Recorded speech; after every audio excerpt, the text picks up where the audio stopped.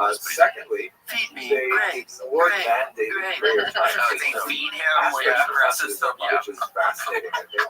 He just The notion loves that, grapes. you know, Oh man, we gotta look up Judaism Rose has the Pig. That's a that's good follow. Check it out. What are first you gonna question be? I'm gonna be Talmud real asks wizard. about any subject is, No, 'cause we what got is the Peter in measure? the What's the mix shield? now.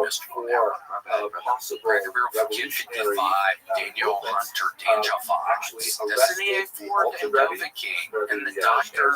P. Temporarily Well, thank y'all so much again. We are going to figure out what is going on. We're going to figure out what's going on. Yeah, we swear. We're going to get to the bottom of it. We have hired an outside party to come in and kind of audit what's going on to try to find the source of the leak. And it will happen. We will figure it out very soon. But until then, thank you all so much. How do we react to this? Because the Hasidic movement. All right, well, that's it. Bye. Thanks for joining us for this week's episode of the William Montgomery Show. Articulate a response. Send your questions, artwork, and manifestos to the William Montgomery Show at gmail.com. Leave William a voicemail at 737-471-1098. And never miss an episode of the William Montgomery Show by subscribing to the William Montgomery Show channel on YouTube and anywhere podcasts are sold. Check out William online at william.f.montgomery1 on Instagram. For more William Montgomery, check out Tony on YouTube and check him out live at the Comedy Mothership in Austin, Texas every Monday. Find more of me, Casey Rocket, at patreon.com/Casey Rocket. Follow me on Instagram at Casey Rocket. This episode of the William Montgomery Show was recorded at Record ATX Studios right here in the heart of Austin, Texas. The William Montgomery Show is produced by William Montgomery. The anthem is sung by William Montgomery. The drums are sung by William Montgomery. The words are sung by William Even in Montgomery. kind of like Thanks for watered joining down us. versions See you of next time. were circulating, they weren't studying necessarily the Zohar Zohar itself. They were studying kind of like digests of the Zohar or reworked versions of the Zohar. The Lithuanians were already studying the core text, but they did not believe in necessarily disseminating these ideas widely. But one of the key disciples of Recorded the live great in Austin, Sabbatai Texas, Uncle USA. associated with It's Judah, the William he wrote Montgomery essentially Show. a response to the Tanya, Starring William called Montgomery and the the devious Casey Soul of Rocket. Life. With the Tony Chin It's Orchestra. actually Kabbalah form of practice. It is, by the way, overwhelming. I remember personally when I was studying. As always, William is joined by the lovely Erica. Colleague and friend Rabbi I'm Casey Rocket. who was a guide to And me now for here he years is, of my the yeshiva big study. red machine, He said, the "How's it Mr. going?" I said, Strangler, "Well, William okay, I'm Montgomery. enjoying yeshiva, you know, I'm already, in the dude, morning. I'm already in You a look bad at a mood Tosfos in the has a fucking problem in it, morning. you figure out the problem, and then I come up and I I said, had "Rabbi, met, the first time I met you was you were doing, that, you were you know, attacking me sometimes on it felt sort And of I do want to apologize for dry, that. No, sort but of like it was very funny. I enjoyed it. It was a beautiful moment, but it has taken me time to go, intellectual problems. oh, he's a nice man. And I only realized it when I watched some of the podcast. First Okay, this is impression. what you gotta do. Yes. And they're real, they can never be more important. Only read it And for Bryce, 15 I don't minutes. even think we're going yet, right? And so- We're so, recording, okay. but So I we picked up a are. copy We of heard Next that. Time, Yeah, and I used to Friday. get on the Oh, bus. I'm still just getting all the, I'm behind getting all the listeners and Many, live many folks in. times. So No, well, thanks so much, and Bryce. We really want to thank you for And being I here today. looked Normally up, we got our and guy I already Corey and got Bryce is way on past Saturday my morning. yeshiva We're stuff. interacting with Way Graham, in so some today's narrow we have neighborhood JJ, north so of today's a Jerusalem very somewhere. special Because episode. I you were saying the had full microphone. just Right? gotten You were so saying lost in tremendous writings on Rabbi Bryce, he's And kidding. it really Sure, changed I'm the kidding. way that I That's a think fair I thing. studied those Tosfos. Tell us what. It made What's the top one that you've done jump even off this the week? page. This is really important. You've got to study this Someone right you've heard now in a way and that know they what can it means. never It's original. It's not a crossword puzzle. It's life itself. Looking at Tupper societies, stealing their bags. You're having that problem. I know you do the things that I'm thinking of doing. Remember a 42 Finally, man the other day. one of the Well, you have to get criticisms his of age. the Hasidim Well, that yeah. Moshe had Fight Club was style. that And you said if you're not a barber in 1 year's time, venerated or their whatever, leader, you're getting like sometimes that. called the Tzaddik, I don't know how many have his rings. Rebbe, Yeah, you'd ring them up in so bad you could count the rings on the inside. Yeah, like a that tree. in some cases they even regard the Rebbe Yeah, I as sort of know. like an I never intermediary before understood God. that. Have y'all which is ever really, understood? So what is it? You very literally can much count the contrary rings to every year tree. traditional One Jewish new ring, theology. so, and it's 1 They, year. A ring they- represents a year. It's It's not ruined good. the Certainly quality of criticize housing this in this idea of So like when you drive having the an forest, intermediary. you get the old wood, it lasts for like Used to regard 100 years, and you get the very new wood, they're like limited and holy 12 people years. as being Muslim married. I found this They out when I was nevertheless living in elevated their in leaders, especially the Rosh Ohio. Yeshiva, the head Yeah, of we're trying to yeshiva, do restorations on old houses. with tremendous Never had this insight and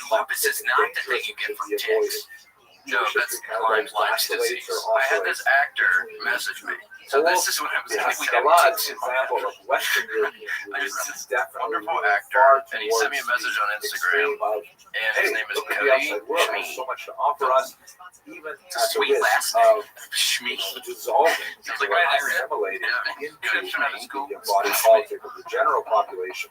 That's one of the He's real like features of Haskell. He's real. He's as Anyway, real as these ideas he was in True West. Openness to outside Slow society West, not True West. jumpstart. All right, so Cody Smith McPhee, he said, "Hey man, I lost vision in my left eye. Have you been genetically tested for ankylosing had to maintain that kind of dual identity of knowing that they are Jewish and wanting to retain their Jewish identity. And yeah, that's when one of your spinal discs is fused together. To And the I've rest had of the spinal world. and it many of makes them spread you have throughout Western arthritis Europe, symptoms that make your eyeballs a particular location where a So lot of this the could be Portuguese it. Jews This ended is up, it. We found but the also cure. His in name's the Cody New World, Smith. What's as the we cure to discussed as chisel well, the discs Portuguese apart from one Jews another? had a very special approach Oh, to you just do that. the You just outside have to world show up at the that AP guy. made He them said, especially "You're gonna give me one of the discs." You'd be surprised who would help if you asked for it. I worked at an outdoor store in Memphis, Tennessee. We would sell like camping equipment, and I sold a bunch of discs in that place. The frisbee golf. Yeah. Do y'all do that over there? Well, actually ever was since people stopped shouting especially gay known out of cut not windows, only for yes. his philosophical Ever since work, black people, but there was a also time for when his people would shout tremendous gay at you. facility What with throwing a frisbee? secular What year did they stop? Let us not Boy, forget I want to say that Jews 2015. had their own language. Yeah, it was the start of the second Obama term. Started the second Obama term, something like frisbee became accepted. But we don't have the same live on campus university thing. So these ultimate frisbee people who pay for white. But the vernacular was Yiddish. Yiddish Really? is essentially Yes. a Just like commuter school. I think you chalk that up to they have to drive. Yeah, I wish. Why the campuses don't have to live on campus? Do you? Haitian, I French, mean, I think you can actually, you're more in charge of that. continental French, or even, where I grew up, Yeah, even wild, though the French boys seem Quebecois to be French, wild, I think comparing that to Parisian No, French, they they're would be really very different. They can almost I've not got understand each these other. headphones changed. So it was Yeah, like something- very something similar in different. I don't know if I should syntax talk and loud. vocabulary and huge overlaps, but Adjusting the speaking Yiddish to a German, You're right, you're scaring us a little. Second guessing yourself and doing and that of course, science they're out here. different alphabets, Yeah, so like when you heard that it's guy was impossible for Yiddish that science or is readers that to a choice? understand Yeah. German unless Did they you really learn hear the that? alphabet, and then they tease out, the 15-20% of the vocabulary. If you were just kidding and you did know how fast would you go? Spoken German. If this was a joke world, And if he this was was kind of like joking a how fast celebrity. fast were silly boys, maybe I was doing Here is 100. a Jew. Note, by the way, still very observant, you were on the highway still then, Shabbat, kashrut, so on, who nevertheless can in a maintain perfect world, but I don't think that's the case. highest It's levels not of in high joke German world. society, Yeah, if you're on culture, and so Surface on. Street in joke world, I feel like one of those Intellectually, country roads. In joke world, everything is much like gifts.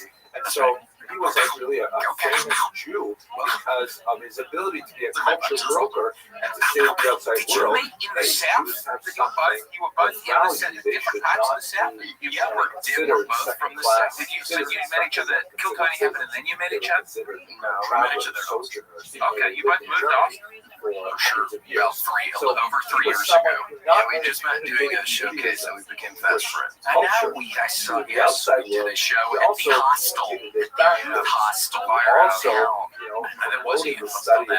Yeah, there's a youth hostel. A bunch of freaks stay there. Yeah, like if you ever want to get real nasty, go to the youth hostel down on 6th Street. Other examples of these early And I met out west place to stay the night. No disrespect, obviously, great place. Great people meeting each other, great things happen. Yeah, no, see me. On a Friday night, those noises outside, you're in bunk beds trying to sleep. There's some French guy doing some fingering next to you. It'd be terrible. Everybody makes love to the hostels. That's all they can. Oh, yeah, they have all kinds of videos of that stuff. I haven't seen it recently. They hostel. Hostel, yeah, sex stuff in the bathroom. Like to do the same stuff outside. I think the hostel part of my life might become a tradition. Did you ever? Kind of like has this intellectual journey. In fact, he even visited the Hasidic court of the Market of Nazareth and describes his experience there. But when he comes to Western Europe, on my way to America, I did my last one. I was in German culture, he eventually jettisons his Jewish identity. Yeah, I don't know. It's a beautiful name. But there was a part, it advertised as a part philosophy of German thought. which sounded cool in So, Japanese, but actually it whereas was Moses just Mendelssohn hostel, and articulated a kind of Haskalah plastic in front of all the kept buckets. a place for Judaism, others like Solomon Maimon said, no, let's completely get rid of it and move straight into the sleeping in plastic, Imagine little how this plastic, would little absorb pods. Yeah, I see that. And it's not It's that unhappy. while they are at each other's I got throats the wrong over flight tiny to things like how sharp the Yeah, I had a flight. I had a flight the next day, and I got show up so I had to spend overnight. when they are facing the Haskalah, that Luckily, is you were saying, able you to know, walk around and do why some be sightseeing, kosher? so you weren't just having to be in the little plastic. Why don't we They just had do often. the No, Sabbath because it was like it was in the Sunday, airport, which it was is, long, by you the couldn't way, walk anywhere. proposals that It was KFC, that was very nice, and I became but gay. the I became real not active sexually gay, but I growth started. of I the was all Haskalah alone. I was happened away from my actually in the family. I was flying out context before of they a would. And I controversy found over myself the walking around the false communal space burial on top of my of speaking 1772. in different voices. It seems that in the Experimenting 18th with who I century, was. It was very strange. I couldn't there tell. was a I was round shouldn't what happened to me. I realized, people no, being declared dead and wait, actually so how many buried. I'm acting gay? How was your how were you Actually, they talking? were Can alive, you replay or that a they little lived bit for at some all? time How were you sounding? This is a I pretty don't think I had anyone to talk to. It among was the bad. I ways was so in which alone. I people remember I was compensated is they had washing all my kinds of dishes designs in the like this communal one dish here area in a of very these coffins where if you happen to wake up, and when I would, push a not in button on the fact vending dead, machine, then I you really could like, go squeeze a bulb and that would lift up a flag or ring a bell. If you walk by As yourself, soon as we get away from the social conditioning, that's what very, very well, wrong. there's nothing wrong And with so, that. It's Casey, I'm serious. Oh, No, I felt it was wrong. I knew it was wrong. I'm like, made of oh, wool, it's all it was shouting at me through my soul. These houses aren't right. These houses we built protect us from the storm. It's not nice out there, but the storm's still raging, even if you got these 6 foot concrete emphasizes the FX importance of Supermax early prison burial. walls. Yeah, the storm's still outside. Accelerated Yeah, but decomposition yourself. of Yeah, the break down flesh I think I realized I may not have a self. as a That's like way my of doctor's mom. achieving atonement. There is no self. Have you So, seen Ingmar Bergman's this has persona? created a whole host It's of all it because illusion. It's really, all this condition. I'm sorry to take it to this place. You hearing all this praise? There's nothing deep down, right? On the one hand, there were traditionalists who said, "Hey, we can't stand for this. This is not okay. We have to protest. We have to bury our dead right away. It's considered a great sacrilege to leave a dead body But it around." would have been cool if it On the other looked like hand, this. It there was were actually Jews just who said, "Well, that's a plastic. No, this is if you type in horrible. If Juicy's there news is such a question, thing should as come out. It people was being like, buried yeah, a little prematurely, maybe we should adopt this new Yeah, they've rule." changed their name So more many recently with the Jews time. turned to Google Maps Moses is still Mendelssohn to try Christchurch. Is that where that psychopath was? articulate a statement. That's great. There's their knowledge. This New is Zealand. Yeah. just the I was in opening New Zealand wedge of getting rid of like many live stream it issues to where I think issues of science, and Pakistan Torah, and and tradition, Bangladesh. and also Then the they took the relationship of Jews to civic society had to be negotiated. By the way, there's no don't forget that this is happening in a Where they do political just throw them in environment a in pit. which That was the it. question That's of exactly Jewish it. emancipation, that Which one is, were you? the I'm the lady with conferring the of beautiful rights shallow on back. Jews would I was, also find its expression. concave. Discuss that Yeah, a little bit later in but eat this a bowl of course. cereal out of But, that, but you know, just the idea throwing a that Jews sucker might around. actually Sucker, gain look at that. Just throwing a citizenship, ball around. that had a lot to do No, with I'm checking how it out. It's real, but the ball is not. behaved Yeah, in general society and how they were perceived to behave. But they have put in a shadow that it's So casting. some They masculine, covered all like their fucking stuff, David which is Friedman, sophisticated. there, Yeah, who was a student sophisticated. of Mendelssohn, Look at he Tim said Conway's the only way we can really deal with this is by Look at simply that. converting to Christianity. How is the ball shadow on there? Because the ball really doesn't look real there, but the shadow, I think when you said the ball was real, But it's you probably know, doing he says something we that should just wasn't a adopt ball. it They to don't go want along people so that to we like, can oh, get hate or something. society. They're covering it Essentially up. Yeah. capitulating Jewish That's religious deeper values than we would like to to admit. the At the snooze desires blues. of emancipation. He proposed this as a so-called dry baptism, meaning that Some guy was so no water is upset involved. that It's not a real baptism. It's just a pro yeah, forma the thing. freaking pot And in hotels fact, many Jews, although it's not an accepted community at all, after that, he although talked about the Friedman New does Zealand thing suggestions because that I don't think consider I'm race freedom China aids. or just like They already don't have a lot of freedom over there. But we do want to think our mercenaries. We have a lot of Japanese super fans over there, so we really want to think Konnichiwa, Kyoto. You stick your ass. For example, the great poet, or Jackson. parents of Karl Marx who have the children baptized is Wonderful actually very song common on in the 19th TikTok right century. now. Well, now it's maybe a week too late. It really What do they say dates with back to Tashi? Friedman's suggestion. I don't know. Others, like Rabbi Samson, I've never been to argue Japan. that, I was on China. modernity has You really have to Japanese be food? Oh, yes. but Huge not in Kyoto. by Yes. completely And we're abandoned going to Kyoto, I think. He argued for a sort of like a hybrid approach that would Japanese accept those breakfast. elements KFC. of modernity Breakfast. that Yeah, were she's great. compatible with Yeah, I Judaism know. I got that without right sacrificing on a any of pub the quiz. 613 man in Philadelphia. She's from Philly. Well, And now I could we were like, we could tell it was an Asian lady singing in a white accent. It's way to Where's that Japanese breakfast? They're from Philadelphia. Yeah, there's a modern era. There's several. Little Dragon coming from Philadelphia too. These were the things that were happening. No, really? Eastern Europe was an entirely different story. We're going Western there. Europe We're had a doing much smaller the Jewish Philly route. population. So we're going to Philly, Much more Philadelphia. inclined Yes, to and some people might say, well, why are you doing Eastern that? Europe Well, Jews it's actually faster. greater You're not numbers, flying with the concentration, latitude. Not much greater, endemic Jewish culture. It's a So headwind. one of the big differences is that You really got to Japan. Western Europe, particularly Germany, had a heavy lean towards assimilation. And so we find that in Eastern Europe. Although there was more of an emphasis on acculturation, which is kind of like a softer word than assimilation, an adaptation to culture, I mean, I just believe what you rather say than is the a Canadian disappearance within the goose culture. root. The goose root. There's no way they're making it all the way up. The goose just going up, down, then I'm going left, right. Well, look at the goose. So, tell our Japanese fans that some of them rather with than geese. simply adopt the Welcome to norms of Welcome to Spruce Goose. So Yeah, rather than, let's say, abandoning Jewish languages to Russian or to Ukrainian or Polish, let us instead develop Now, hold on, I'm Yiddish, getting lost in a which riff. was What at is this riff time and what not is a very true? This advanced keeps jumping off. You very, really very go to limited Japan? literature, for I need you to be example, going to Japan. but let I us love that. I want to know that Yiddish that's possible. as a genuine language capable of expression of Just the Kyoto. wide You're not going to spectrum go of Jewish to experience. You're not going to go to Hiroshima?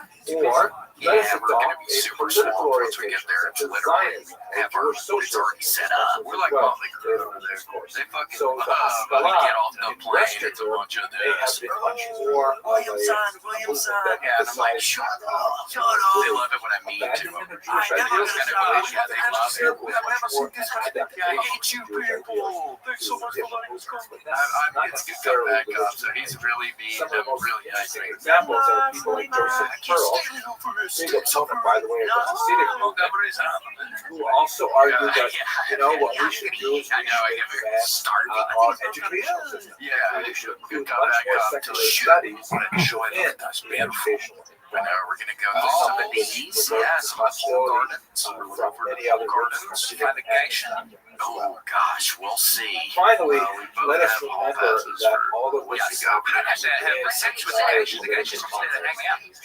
I don't think a geisha is a prostitute. I think there's a fine line. to add this horrific strategy Yeah, we'll see what happens when we get there. forcibly We're the Jews of Yes.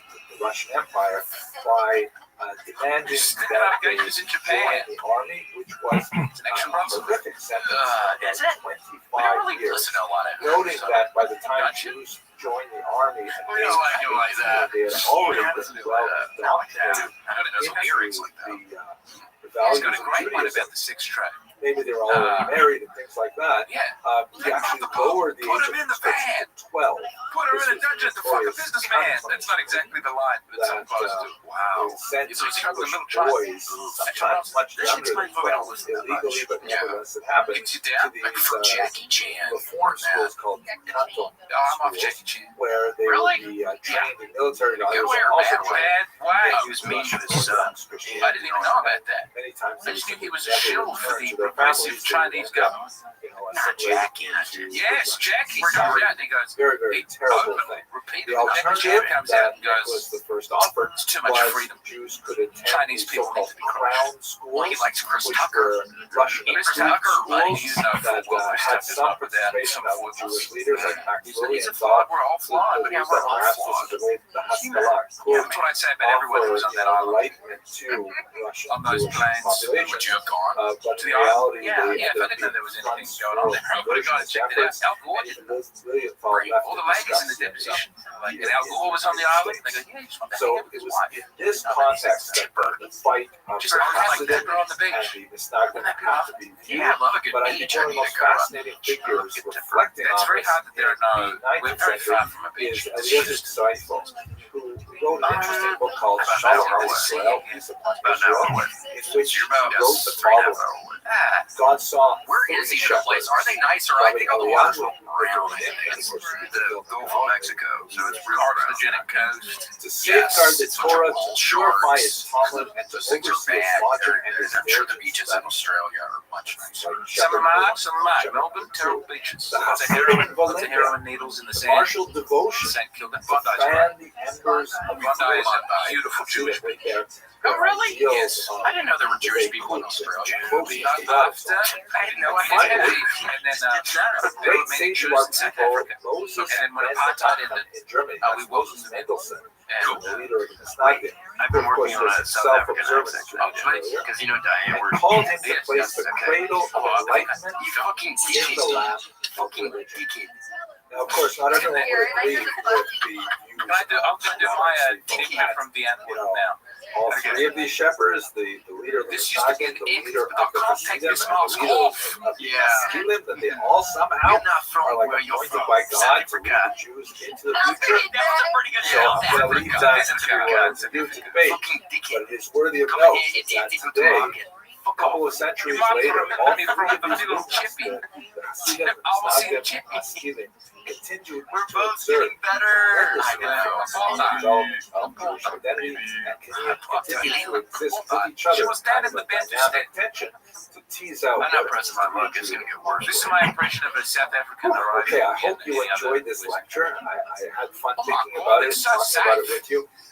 If you are so inclined, please do subscribe. What is it, Share this dangerous video over with other people who you think would like it. Because one of my, To do it. increasing pleasures with putting these lectures out there Rolling is blackouts. seeing other people hit that subscribe button and What's a rolling fire? increase Just the when they turn the lights universe off. of I go people from who are 5 to interested 7. You in went studying to the Jewish top. history with me. Damn. Thank you very It's much for good. It's a watching. free country. We're moving forward. That's my impression of a white South African. I can also do like South Africans, but don't know if that's allowed. I gave Black Sabbath. Oh yeah. Yeah, what about? Yeah. Generals gathered in the messes. I'll tell you, if we had a couple more generals gathering in their messes, we wouldn't be faced with the problems we have now. Hello and welcome to Again, it's Jewish an History impression Lab. of a South Today I'd like to look African at the emancipation of the What was Jews the other? in Western Give us a and little Eastern Europe. taste. In many ways, this Well, particular I period, think this which is not like South begins at the end of the 18th century and extends into the 19th century, represents really the coming together of a lot of modern impulses and results in the ultimate political emancipation of the Jews, or the granting of equal rights to Jews throughout Western Europe. As we shall see, the legal emancipation of the Jews is not quite the same thing as the social emancipation of the Jews, but nevertheless, it's a fascinating story, and in many ways it represents the beginning of modernity as we understand it today. Now, it's really important for us to just take a second to think about what does this word emancipation actually mean. It's a word that Jewish historiography has seized upon, although it clearly is borrowed from the experience of African Americans and a much more dramatic emancipation that occurred with the context of the American Civil War in the 1860s. Seen a lot by the natives, and there's a lot of Huge contrast. In many ways, it's really not a fair word to use, but that is the accepted What term. does it So look like? It looks like one we'll of the go with water it. The Jews dinosaurs, doesn't it? prior to their emancipation were not slaves. what It's not the same thing as the on the side. African I saw experience. something They were like that. largely, living with a series of disabilities, Bring out that dinosaur. residence restrictions, What was that? the That's what it looked hated like. Give Jewish me one oath and of so on. They were not For the directly record, enslaved. did you watch that They over had a Australia? certain degree of freedom of That movement. They cartoon. had a limited degree of freedom to choose different occupations, very isolated and narrow opportunities for higher education, but it's not at all comparable to the slave plantation. But nevertheless, we use this term to try to find a word to express the release of all of these disabilities in the late 18th century. So, by way of background, it's very important for us to understand that, if we're using this term emancipation really is back in by it. So dkng.co/ftball. before the NFL Plus modern premium offer era, available only to new Jews and former lived in a NFL Plus corporate subscribers. structure. It's a Additional little NFL bit Plus like premium terms at feudalism, meaning NFL.com/terms. everybody in society And lives in a certain you're box that is you know related what's up. primarily I mean, to their NFL Week role 1 in the has overall arrived, economy. and You if have you this want to massive start box that gambling is on stuff, primarily populated by NFL, I serfs think, who is have where the you gamble. least If amount of you rights. They are kind of have a attached to the gambling land, problem, and if somebody in your although family they're doesn't also not like enslaved, they overdrink are or do nevertheless stuff to highly excess, dependent then on maybe the you don't want to. mobility But if you for don't have their to worry rights about of these movement, problems, rights of marriage, and get things into like that. gambling. But they Get nevertheless into have kind of gambling like day-to-day NFL freedom season with that DraftKings. makes it very And a new unslave season like. mean new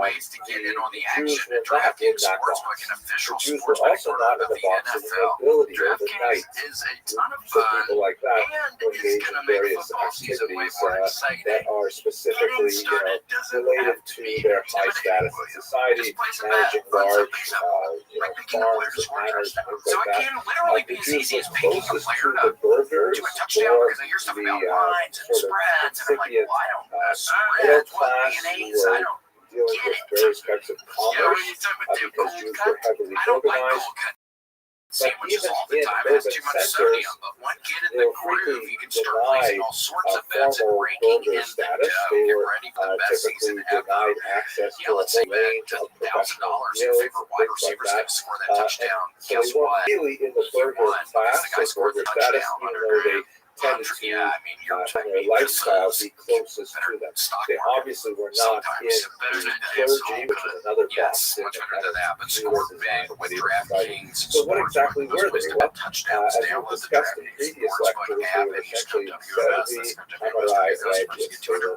bonus servants bets of when the you royal bet just chamber. $5 and get They had $100 burger-like us. activities, Oh my also God, middleman DraftKings. activities, The crown is primarily yours. in tax farming and leaseholding and so on, and and obviously very active in money lending, and a lot of the cash that their activities produced was directly taxed by the king, in exchange for which the Jews had the protection of the royal chamber, the protection of the king, and that's basically how they managed to started watching on exist YouTube in again, and I had medieval to stop like But 20 minutes in. I with started modernity, a feeling lot of tears in things my stomach. I changed didn't want to because cry. it So was I no turned longer it off. possible to keep people in I'm these not doing it. boxes. I'm not doing it. Serfs were being emancipated all over Europe.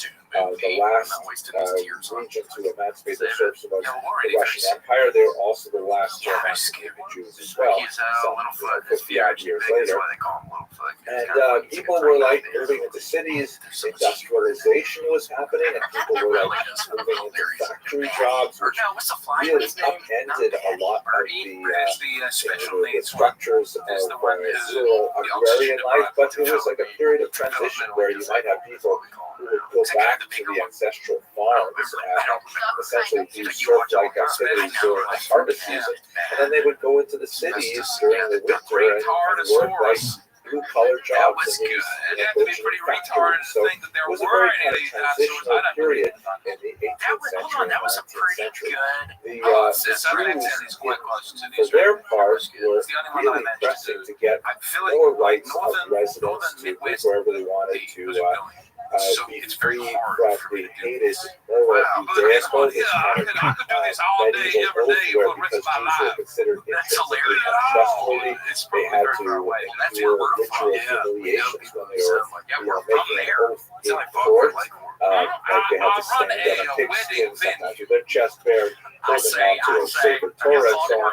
So they wanted to get rid of a lot of these things. They wanted access to higher education.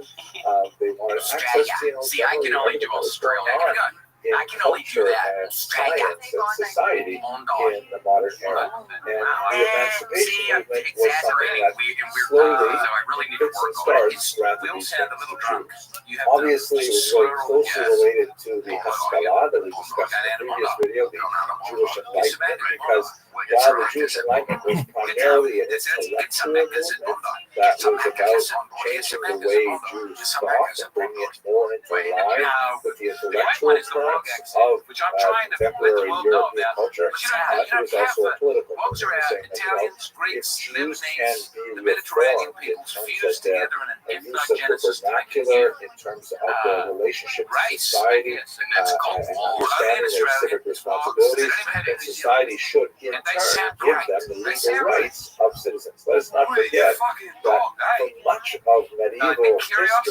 Jews were considered formally travelers. They were like resident aliens. They were not considered like normally subjects of the king like everybody else was. And in modernity, this is a time when kings in general were in decline, and the idea of societies being made up of equal citizens, particularly white males, that's something that was coming of age, and the Jews were claiming their rights to be there as well. So let's look for a moment now at the United States, which was technically the first modern country to formally emancipate the Jews. And it was not the hardest thing in the world for the United States to do. This is because the Jews did not constitute the major challenge to emancipation. Obviously, African American slaves were the big challenge. America is very much a society that is still trying to come to terms with the racial character of its history. And the Jews were nearly, but not quite white. This is not the place in this class to talk about the gradual whitening of the Jews. But one of the things that is largely true of American society is that Jews were generally considered like not quite white like Northern Europeans were. When he got out of jail, he was such a big personality. He would do like comedy Irish shows. and So you got some of the comic and so on. like big picture Up Chopper. until really the 20th century, these people were Anyway, considered Eric kind Bana of did like a movie about off-white. him, and he's doing a Chopper impression, and then a comedian starts doing an impression of Banner's Chopper social impression on a sketch show. structure in This became a very 18th successful century independent America. Took off In in the New 19th Zealand, century as well, where they were did not not quite really know the about the same original degree of Chopper. whiteness. I mean, Obviously, so this speaks to successful the that they got fact Chopper, and they that think it's the man whiteness is doing largely a man. social construct. Obviously, there are And then when skin Chopper tones that actually we can died, discern there were news stories. visually, but especially when you get into kind of the Chopper middle you know and love range, is still. it really It's, depends you're a going to be lot hearing a lot of on things about how a Chopper person being behaves, how a person carries himself, how a person is viewed by society around them, that determines whether or not a person is actually white or actually not. The Jews were, for the most part, nearly white, So we could and take somebody more out in medical significantly, center, they were so he not could be Catholic. segregated, so he There's a would be. tremendous antipathy towards Catholics, It's the best. regardless It's of like their God. skin The color. movie's the It coolest. happened to coincide, of course, with the How does Irish he end up and with going the on Italians, who were also generally Catholic. So there's a lot of hesitation giving rights to, first of all, African Americans, that, of course, America fought a war over that, but also these nearly white peoples like the Irish Catholics, the Italian It's Catholics, very weird for me and to know of course what the will have Jews. translated it. So viewed from the perspective of those who wanted to limit the full access to society in early America, the Jews were like a lower priority for their exclusion. You just have The those kinds two of disabilities that Jews faced in the 18th and 19th century America were comparatively minimal. There was questions about whether or not they could afford public office, some issues of whether or not their oaths would be trusted because they would not take them on Christian Bibles, for example, and those were fairly easily dealt with. The Constitution of 1787, and especially the Bill of Rights of 1791, clearly indicated that Jews should be free of these disabilities, although the vestigial oath laws did persist in some states until 1877, when the last one was removed, that was applying specifically to New Hampshire. So in other words, the United States of America, a very small Jewish population, nearly white. It was not really that difficult to actually make that big step. In England, you have a fascinating phenomenon where social change precipitated legal change, where it seemed like English voting society in particular were ready for the idea of the emancipation of Jews before they were actually emancipated. I think one of the great examples of this is David Solomon, shown here, who was actually elected sheriff of London in 1835, but could not immediately hold office because of that hated Jewish oath. He would not take the oath that indicated that he was a Christian, which of course he was not.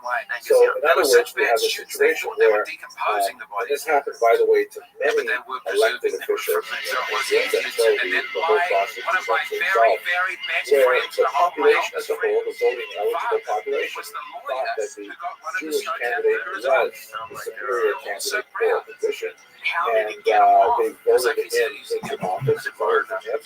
And it was the office itself that was trying to hold back on allowing this Jewish candidate until eventually, after significant debates in circles, they abolished the show.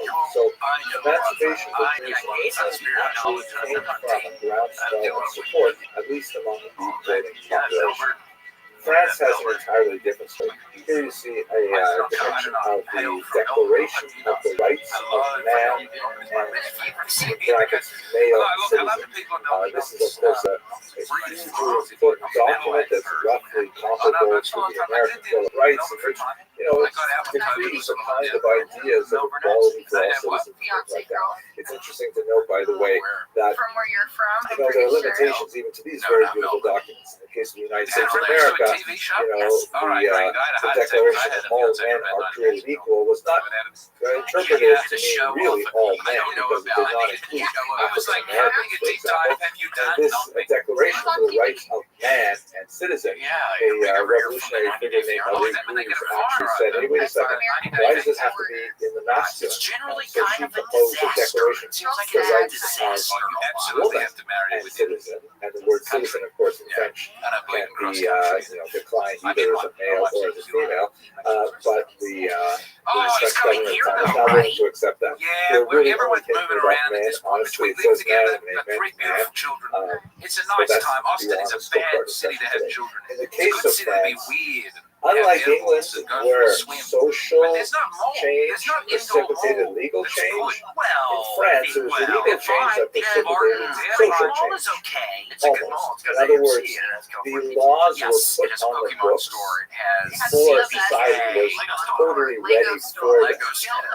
So what happened in France is you have the revolution in 1789, and then almost immediately Jews start saying, hey, what about us? We're included too, right? We're also part of this revolution.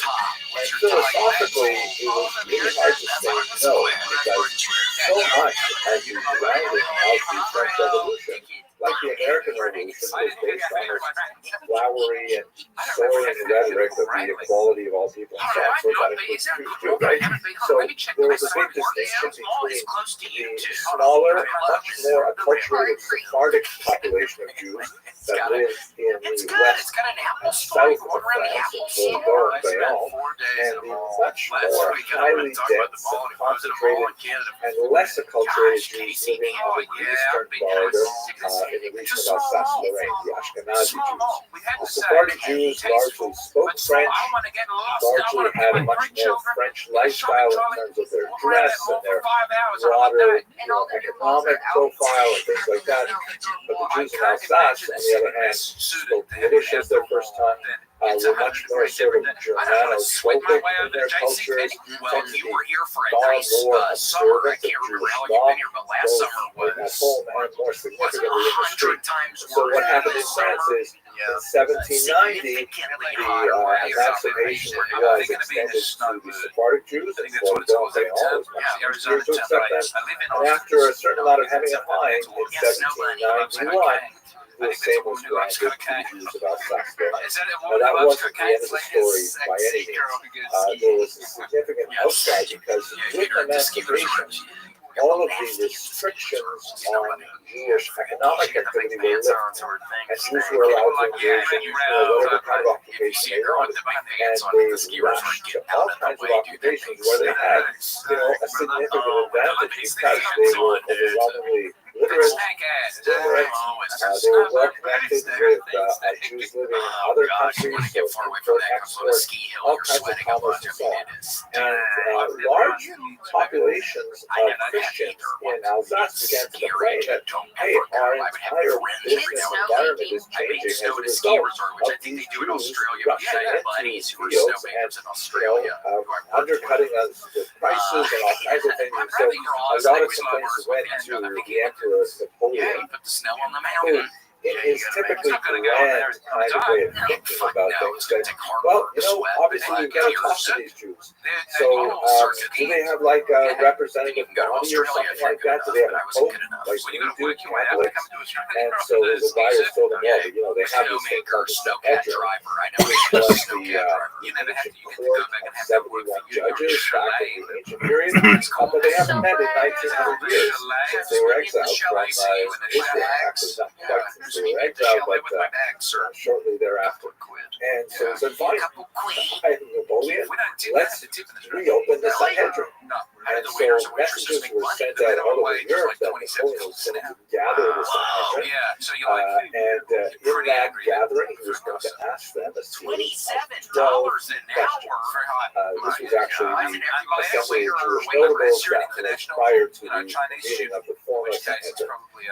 The questions that he asked were actually quite fascinating, and they really give us an insight as to what he wanted from the Jews. He asked questions like, for example, do the Jews have their own police force? Students in Australia, are they not all What's the from point of like asking rich about the families? police Isn't force? that Well, the point the is Chinese because people over he here? wanted to know if he was going to be accepting a state within a state. It doesn't make sense for there to be two judiciaries, two police enforcement agencies. What if, Jews wanted to run their affairs through a different legal system? Would they be culpable to French law? All kinds of things like this. He wanted to know a little bit about the assimilation ability. In other words, the assimilability of the Jews. He asked, for example, are Jews allowed to marry non-Jews? Now, in basic Jewish law, that's like a really short answer. No, intermarriage is not permitted under Jewish law. Obviously, there are interfaith relationships, but that's really more of a 20th and 21st century phenomenon, and certainly not counted by traditional Jewish law, although some of the denominations that are active today, of course, have different relationships to that question. But in the 18th century, the answer was no, it's not allowed. It's fascinating to note that the Assembly of Notables, the later Sanhedrin, which were made up largely of muscular, there was a very small number of Jews who represented the traditional viewpoint from the culturally Orthodox, and they essentially hemmed and hawed on this answer. They said, well, not exactly, wouldn't it precisely be recognized, but, and they essentially knew what kind of answers Napoleon wanted, and they provided them.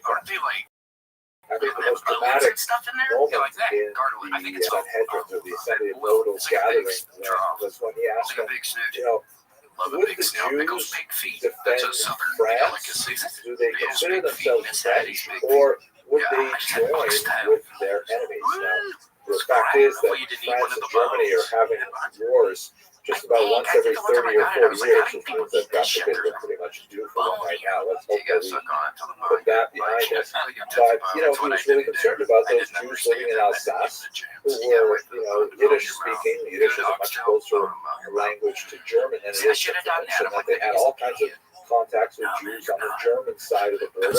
What would happen if France and Germany got into a war?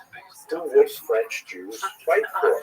And dramatically, the Assembly rose up and said, jusqu'à la mort, they would defend France to the very death. That was the whole idea. So Napoleon was satisfied with those answers, and he said, great.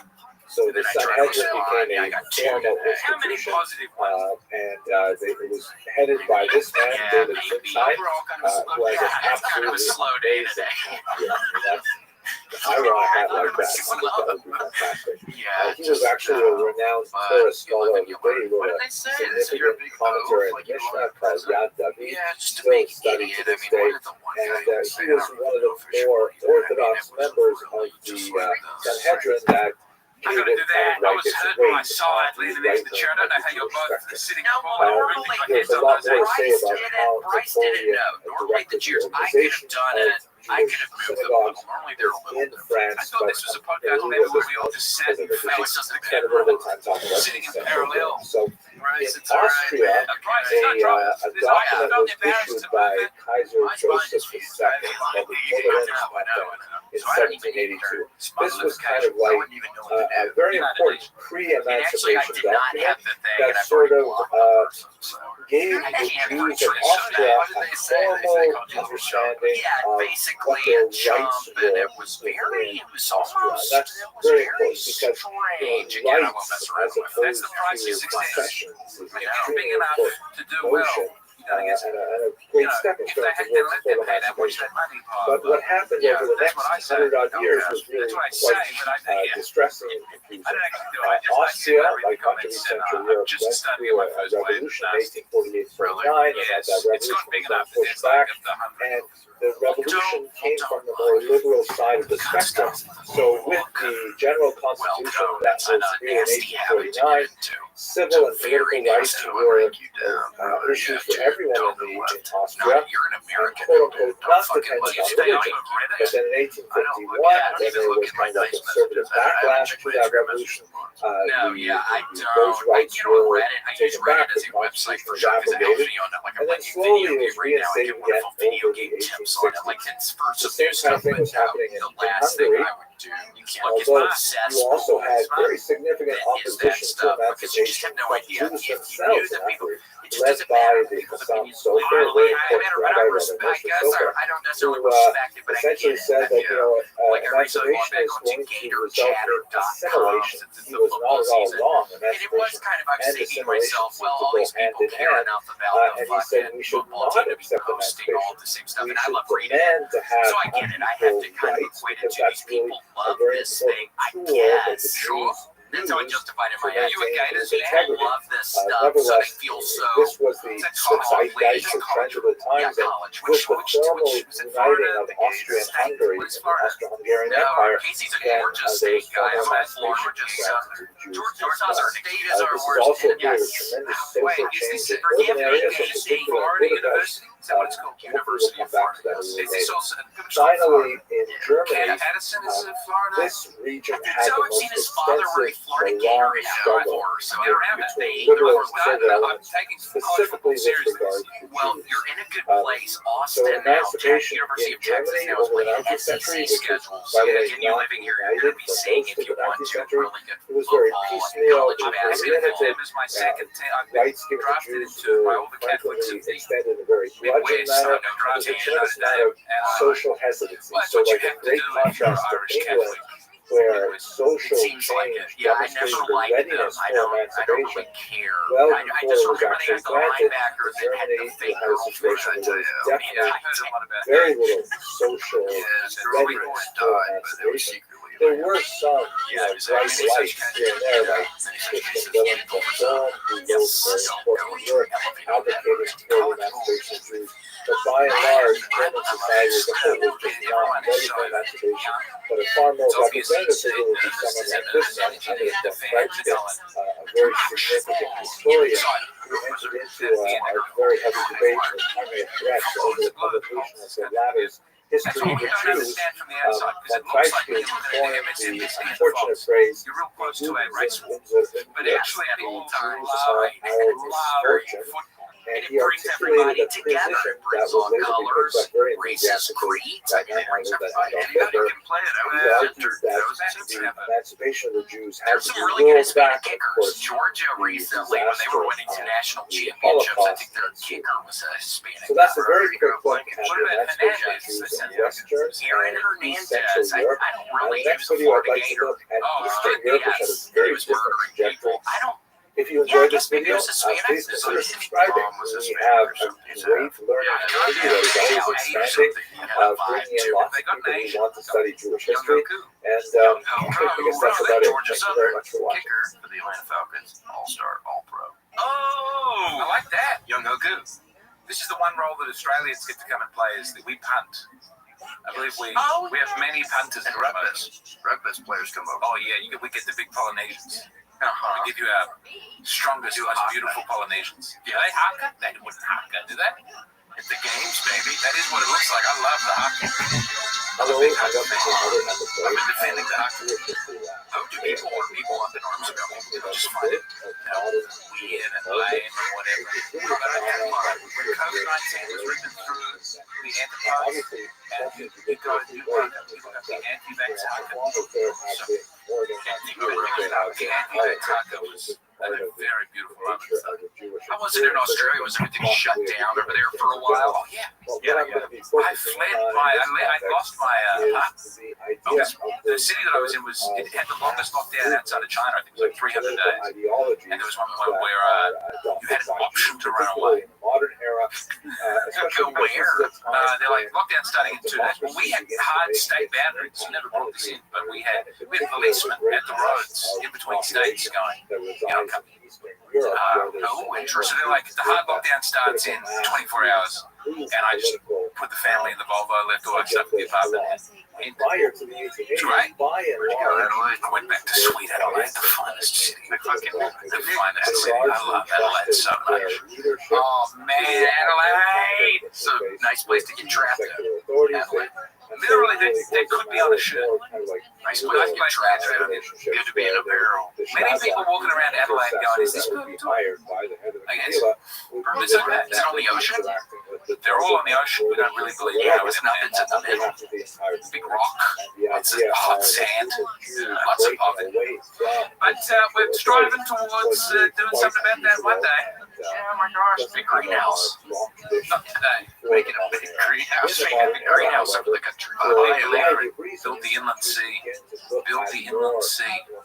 How would some people talk about that? Well, there's a lot of rain in the northwest. Northwest is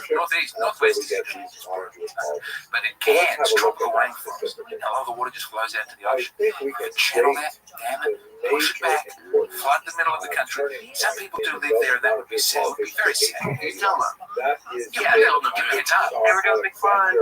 Prefer their ancestral land. And you go, we should have a riverfront property. It's also cool. Yeah, for sure. I would think so. But when it does rain a lot, the middle of the country goes green. It happens like once every 10 years. The lakes appear and fish are in the lakes. And then it doesn't go anywhere. It doesn't go to the ocean. It just evaporates.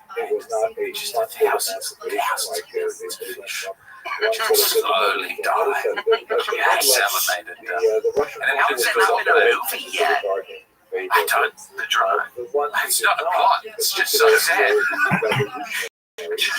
Fish are all dying. That's a photography of Australia. It's a photography series. It would be great. Yeah, look at that. Look at how green. Look at how red. And that's New South Wales. So much bigger than all of North Wales. And that's Canberra. That little box. See that little circle? So the country. That's our Washington D.C. That's our little zone that we go. Well, that's outside of normal state politics. And it's awful. Looks like a banana. It was built. It's also not too far. It was built in the 1920s. It's a utopian. A little bit like a banana. It's a utopian. Go to Sirius Australia. Look like a banana. Bring out pictures of Adelaide. What's the name? Go to the Adelaide Wikipedia page. Just got the top images. Oh, just let me talk. No one knows about hometown. It's people from Sydney moving there, taking our houses. Get out of there. Yeah, dude. Sydney. We actually had a nice neighbor named Sydney. It's great. It's quality name. Oh, yes. The actress. When she recorded a movie in Sydney. Yeah, she did. She did that movie where she's got her big tits. What's that movie? No, but she falls in love. That's every movie. She's and what a beautiful young lady. She's more than that. I met her family. They're great people. I wish I had said that now. Were you able to meet her sister in the airport or something? I met her mother in New York City, Michelle Sweeney. I can't remember this. The loveliest family in the world. I have not enough nice things to say about all of the Sweenies. And we were so excited. We're so excited when a big American comes through. You would both do very well. Are you really? Dude, don't just say that. Don't just say that. You really go. Yeah, give us our contacts. Give us your Australian contact. Because again, we got the good ones in Kyoto. That's how we're able to do that. And then we could, I'll put you in touch with the tour agents in Australia. You go for 2 weeks. You sell big rooms. I only ask that you do an Adelaide show. Some people skip Adelaide. It's a million people. They wouldn't skip it. No, we couldn't skip it in Adelaide. No, we'd love to go to Adelaide over there. We're like Judas Priest in Australia. They fucking love it. Just get off the plane and just start, man, what is this fucking place stinks? Yeah, well, in Australia, I'm back. Yeah, these guys, Ross, Uluru, 2 names, one Aboriginal name, one white people name. I've never been to it. Oh, look at this. It used to be like climate. So I didn't climb it anymore. Very fraught. Apparently when it rains. What is this? People climb up it? Not anymore. Not anymore. It's bad to climb up on top. Spiritual. Sacred. What? But they announced it was shutting down. They're like, in 6 months, this shuts down. And then everyone just went, fuck the rock. It's kind of rock. You can't shut up rock. They put a little sign around it saying, come on. Fuck that, I make a run for it. You drink it. You have to go on fire at the top of it at night. You would immediately been a folk hero and ejected from the country if you managed to climb around the rock. The rock is very flammable. It's a big stone. It's petrified.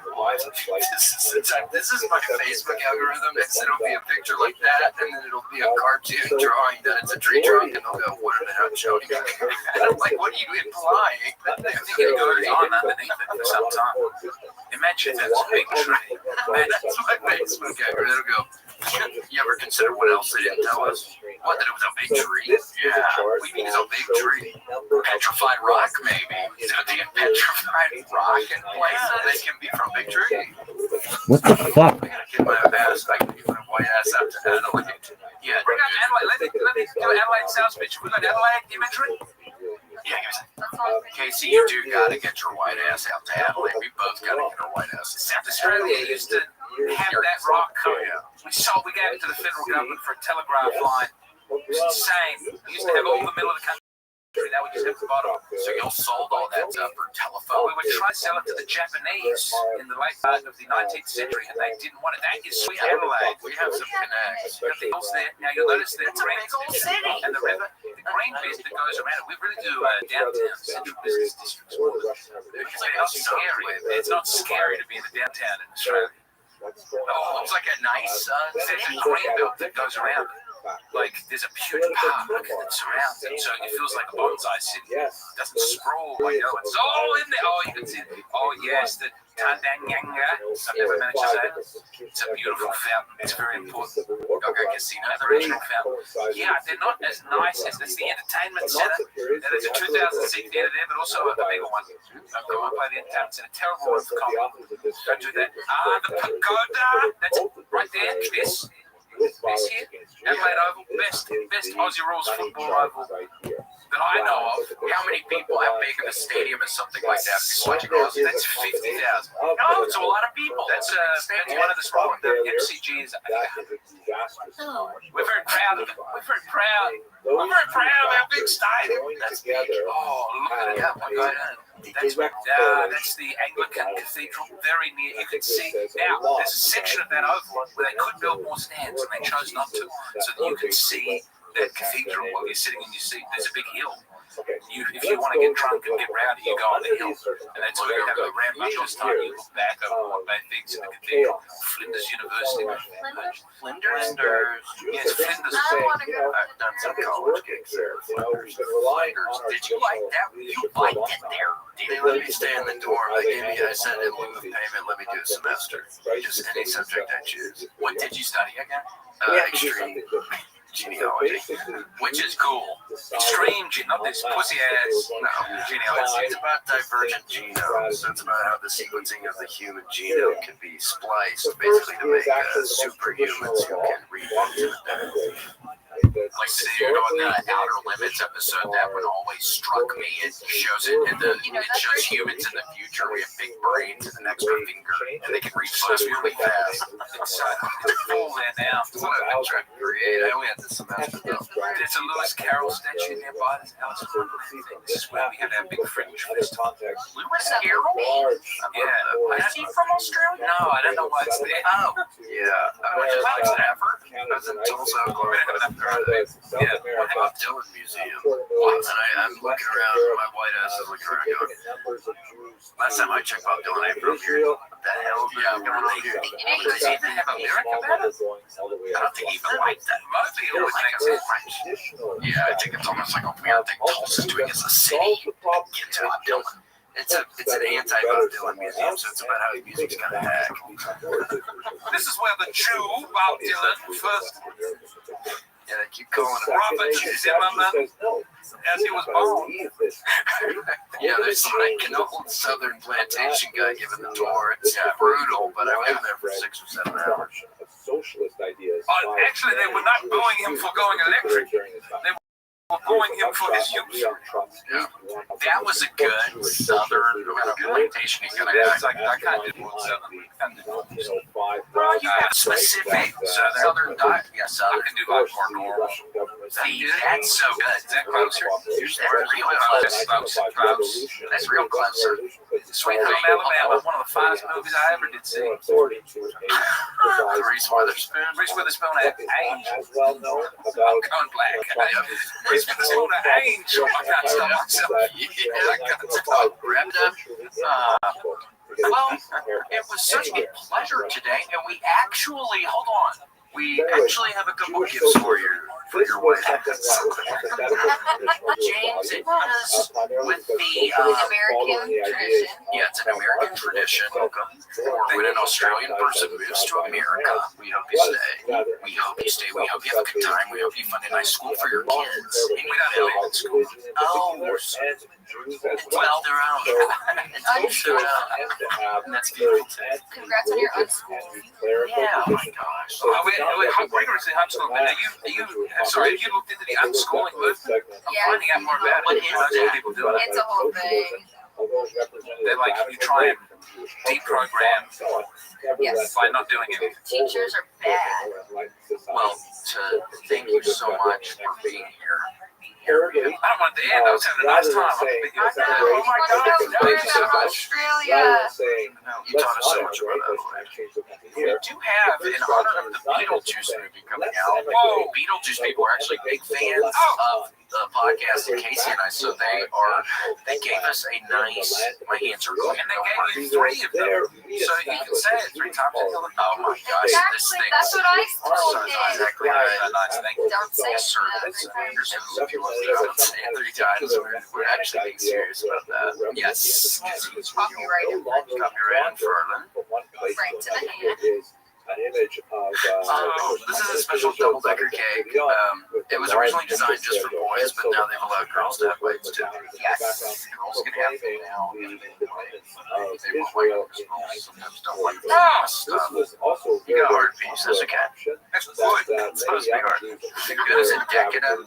Wow. And also, thank you so much again to our mercenaries. Y'all are making the world go round. My White Magic, William and Casey the Cats, William, Kieran, Montgomery Union Army General, and Anthony Whiplash Morganson, Art of Sean King, Ashley Belfield, BB Wise, Eric Forth, and Ashen, Big McMankies for my Spankies, Big Rig 045, Bronson Bruce Bands, Corbin Jones, Daniel Hunter, Ninja Fox, Dave Disney Ford, Nova King, Dr. B. Dugan, Eli Slugworth, Gary Gables, I love Big Max, love it, Jay Dizzy, Jenny J, John Rubio, Joe Kai times 2, we like your stuff, John Shaw, Justin Dreckle, Kathy Chaos, go to Facebook, oh, he's my father Leary, Matt Foster, probably not them all, we know it is maybe not you dumbass, Rachel O'Donnell, Sandy Jean, but I told your IP address, dumbass. Yes, you're fucked. Satrack, Sheba, Snow Rush, Gaming Critter, Tweet the Freak, Hinderweed. This just made me busy. Thank y'all so much, and we are figuring it all out. So, Was William Montgomery also the name of the Union Army General? yes, sir. How do you live with that as a proud Southerner? I don't want to talk about it right now, dude. Yeah, one day at a time, dude. As a minority, I'm reading the Shelby Foote Civil War. Shelby Foote. Sure, man. Is he from Memphis? It's a great read. He's a beautiful writer. And he does make the South seem great. And he keeps making the he keeps telling people would say that Abe Lincoln looked like a gorilla. He just keeps bringing that up. He's mentioned it like 5 times in 200 pages. Yeah, I think there's a lot of hate. He was so handsome, even as the consumption set in, his cheekbones glowed. Well, James, thank you so much for being. Where can people find you? Which is kind of like this loose. James Donald Forbes McCann, Catamaran Plan. We're trying to buy a boat. James Donald Forbes McCann, Catamaran Plan. $500,000. Trying to get enough money for the boat. We're a long way away. Download the pamphlet. There's a new pamphlet people can download. James Donald Forbes McCann, Catamaran Plan. Don't forget about Please. And I have new t-shirts on KZRocketComedy.com, and I'll be in Tempe, Arizona, at the Tempe Improv for 4 shows next week. Get that. Get an early Christmas gift. September 13th. William has no merch, no website. No merch, no website. All right, well, thank y'all. Bye. Thanks for joining us for this week's episode of the William Montgomery Show. Send your questions, artwork, and manifestos to the William Montgomery Show at gmail.com. Leave William a voicemail at 737-471-1098. And never miss an episode of the William Montgomery Show by subscribing to the William Montgomery Show channel on YouTube and anywhere podcasts are sold. Check out William online at william.f.montgomery1 on Instagram. For more William Montgomery, check out Kill Tony on YouTube and check him out live at the Comedy Mothership in Austin, Texas every Monday night. Find more of me, Casey Rocket, at patreon.com/Casey Rocket. Follow me on Instagram at Casey Rocket. This episode of the William Montgomery Show was recorded at Record ATX Studios, right here in the heart of Austin, Texas. The William Montgomery Show is produced by William Montgomery. The anthem is sung by William Montgomery. The drums are sung by William Montgomery. The words are sung by William Montgomery. Thanks for joining us. See you next time. I'm trying to have fun. However, given the rapid advance of democratizing movements in Europe and the promise of a democratic Russian empire, which turned out to work out that way, but recorded live in Austin, Texas, USA. It's the William Montgomery Show. Starring William Montgomery and the Deans Casey Rocket. With the Tony Chin Orchestra. The William Montgomery Jr. Dancers. As always, William is joined by the lovely Erica. I'm Casey Rocket. And now here he is, the big red machine, the Memphis Wrangler, William, recording this song.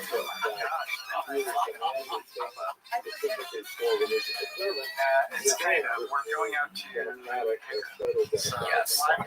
but otherwise, those are the 5 basic strategies. Yeah, to our mercenary, not to any patrons, any patrons. And again, Grant, thank you so much for letting us know that you were not. I assumed the amount of money we're paying your ass, you were doing it. So that's, I apologize because that was my assumption. I can adjust the amount. That's if you'd like. So here you go. Well, yeah, maybe let's adjust the amount so maybe we can pay you a little more so you can. Well, we'll talk about it, maybe not right now. Yeah, we'll talk about it maybe later. We're keeping it in house. Yes. Because we got some other tea to tell your ass, dude. And we're not, and Nicole, we can't even get into it right now. No, we're keeping it in house. Big things have been happening around us. Not good big things, like bad big stuff. Some of the worst stuff that's ever happened to either of us individually. I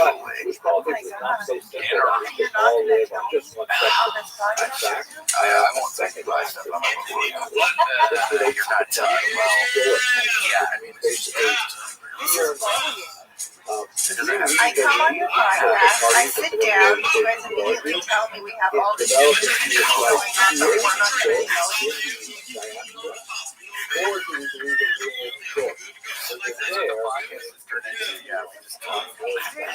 sorry. We're trying to let you into the fold. There's an initiation process. Yes. I told you way too much last time I was on this podcast. I remember after I was like,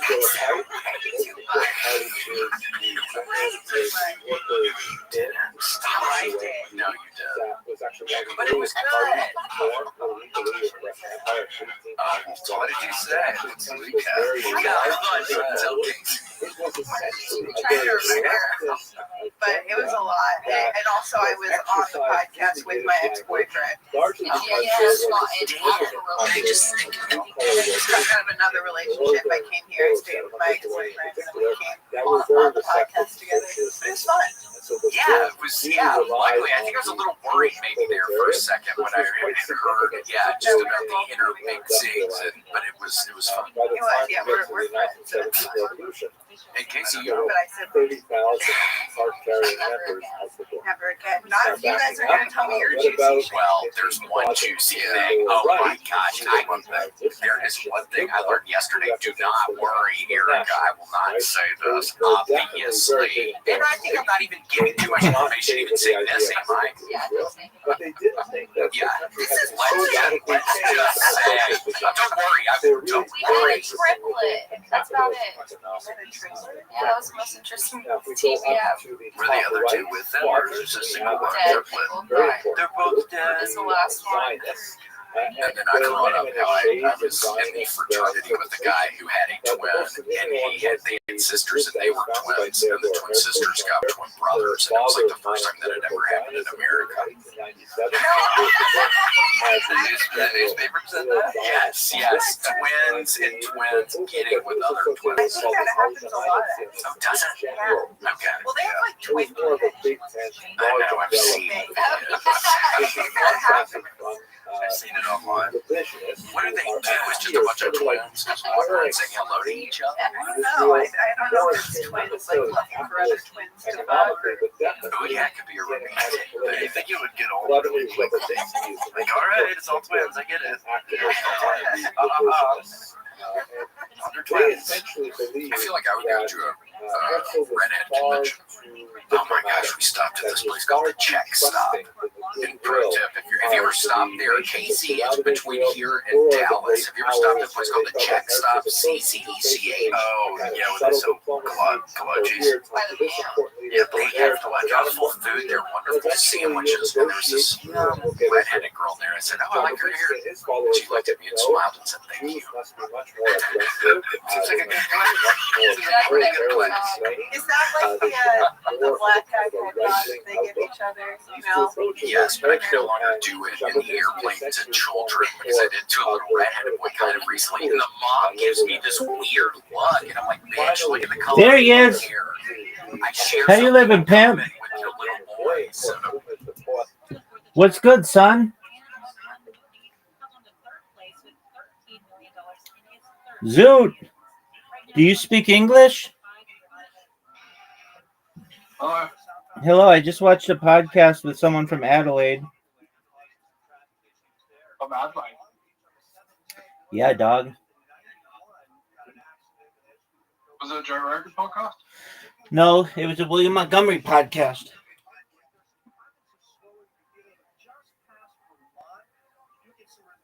Who was the person from Adelaide? James McCann. Okay. He talked about. Wait, you watched every episode of Joe Rogan, haven't you? No, maybe. I fall asleep during a lot of them.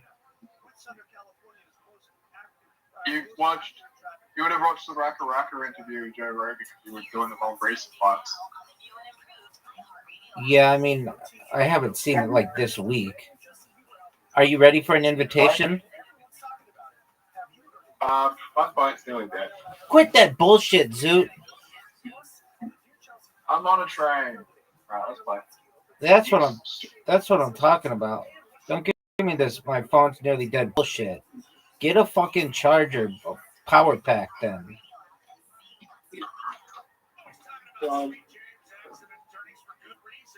My phone's nearly dead. Kiss my fucking ass, dog.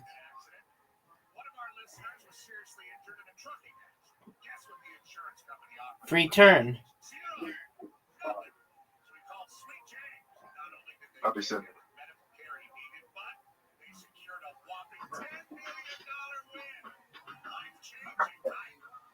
Free turn, pimp.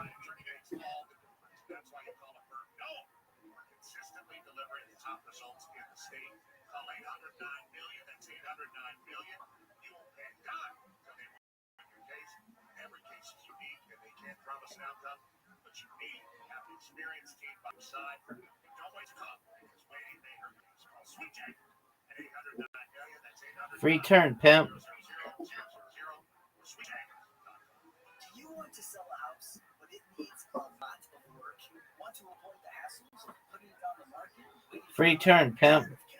Good job. To reduce your price along the way, Wedgwood Homes is firm on their offer and actively buying homes for nearly 40 years. Wedgwood Homes has no fees, no agent commissions, no listing contracts, and can close in as little as 3 days. Whether you are selling as is, Rabbi, you're so far ahead of me right now. Perhaps.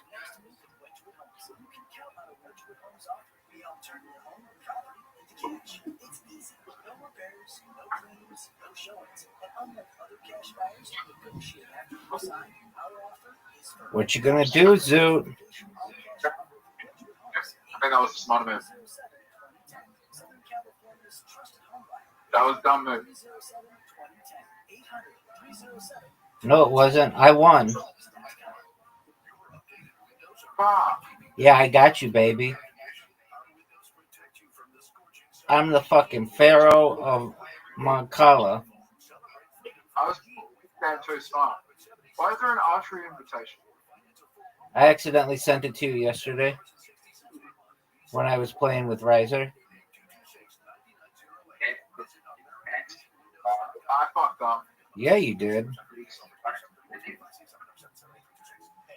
you're listening to me right now, I have one thing every business needs most. Attention. Think about it. We swipe and scroll past stuff all day. But when we're driving, cooking, and working out, we're also listening. That's the magic of audio at iHeart. We're in your next customer's ears while they're living life and listening, just like you are right now. So get your customers to listen up today using radio, digital, and podcasts. Visit iHeartAdvertising.com. That's iHeartAdvertising.com. Hey, Rabbi, What up, pimp? what's more important, short-term memory or long-term memory? It depends why you need it. What's your goal? I won. That's 2 games in a row, baby. What's more useful, short-term memory or long-term memory? It depends. I had a friend of mine who had terrible short-term memory, but he could remember dates like a savant. Like you could ask him any celebrity's birthday, and he knew it.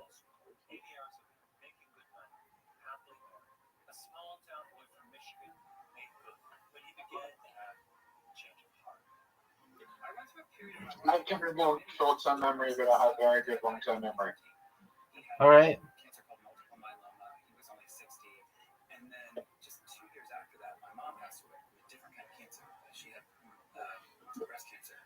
And it kind of sent me into a period of life where I just felt like I love my work. It's interesting. It's intellectually stimulating. I love the people through my work. But I also felt this sense of like, at the end of the day, I'm showing up to work every day to help people make more money.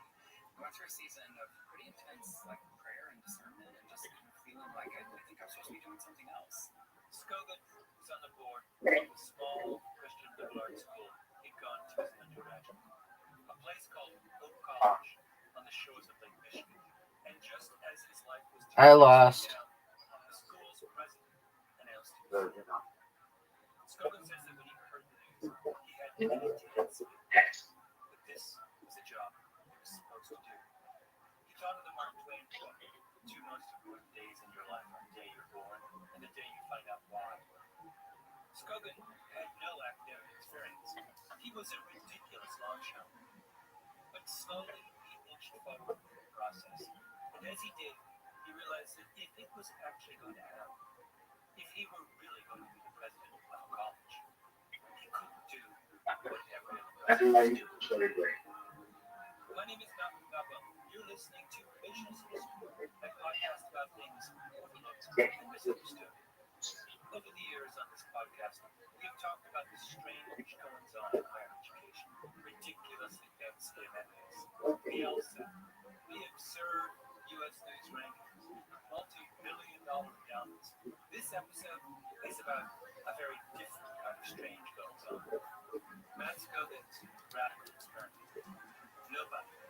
should have to pay for Hope. Hope is in a little town called Holland, just west of Grand Rapids. It's called Holland because Dutch immigrants settled it. It's a lot of tight production practicality. Big local employers are the furniture makers Herman Miller and Hayward. The campus is right in the middle of town. A big, beautiful church in the center. The school was having a day-long conference to explain to the community what they were trying to do. The student spoke first. A young woman named Madison. You won. Nervous in front of the crowd. She made some of the art. Hi everyone. Good evening, and thank you for attending what I believe is a wonderful artistic representation of Hope Forward as not only a vision but a reality. My name is Madison, and I have the honor of belonging. You know what's interesting? Forrest Gump. What up, pimp? Because of this gift, I feel free to pursue. I better get off the train soon. Okay, well, Forrest Gump is never shown driving a car, but he is shown driving a lawnmower. What did you say? Forrest Gump is never shown driving a car, but he is shown driving a lawnmower.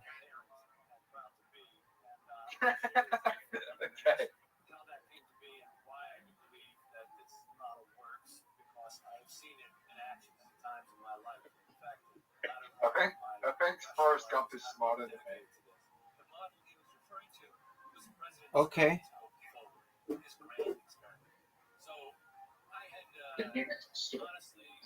What did you say? I didn't say anything.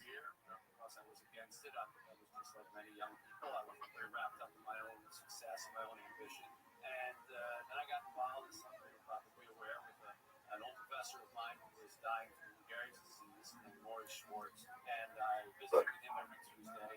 I noticed that when people would come in and visit with him, very quickly the conversation would change. They would come and try to cheer him up. You're in trouble. You're in deep trouble. I won.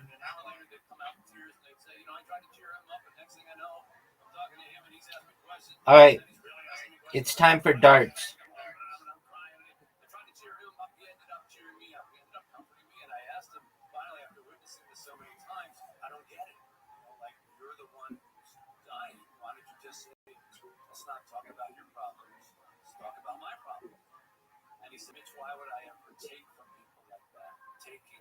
You're up, Zoot. Zoot, you have an invitation.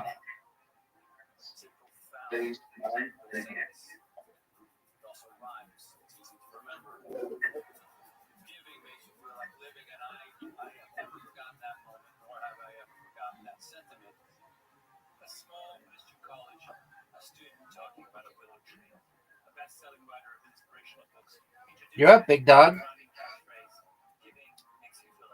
Zoot, go. Go, Zoot. Zoot. Zoot, you're up.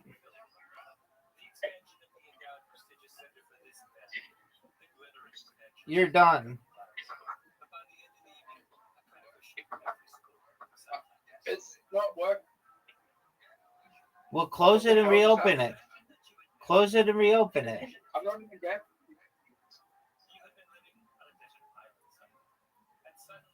Rabbi, put me in a game with all the papers.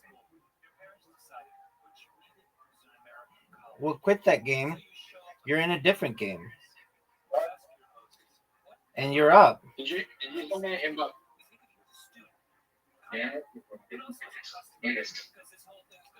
I sent it yesterday. Rabbi, I'm gonna go. All right, come back when you're done.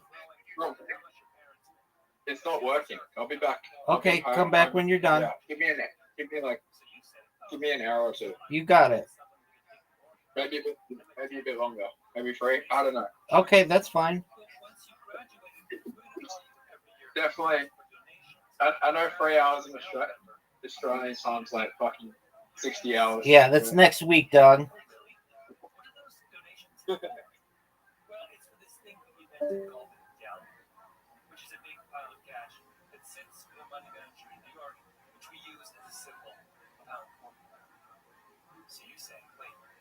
I'm a student, a customer, a debtor, and an investor in a Wall Street hedge fund. Are all businesses in the United States this complicated? And they say, no, just higher education. You're listening to Revisionist History, a podcast brought to you by Pushkin Industries at KFI AM 640. You can listen to new and full-length episodes on the iHeartRadio app or wherever you get your podcasts.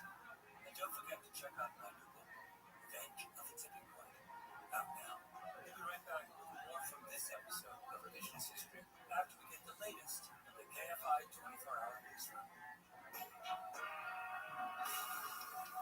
I'm Rashida D'Agostino, live in the KFI 24-hour newsroom. Coming up, a deadly chain of events ends at a Kentucky church. The oldest restaurant in LA is shutting its doors, and a new study says kids today aren't as healthy as they were nearly 2 decades ago. We're going to check the 110 freeway when we come back.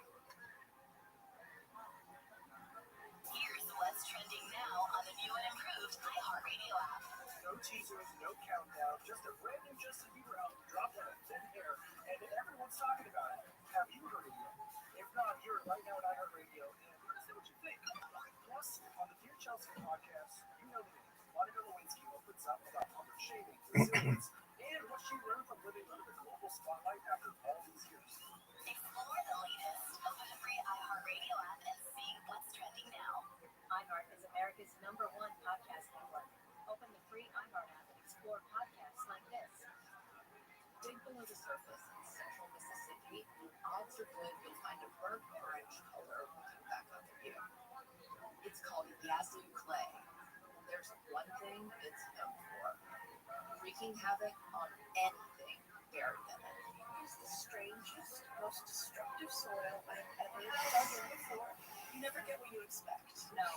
Over the years, Yazoo clay has held and destroyed a lot of Mississippi's secrets. But in 2012, a construction crew uncovered a big one. Graves, thousands of them, on the site of the old state asylum.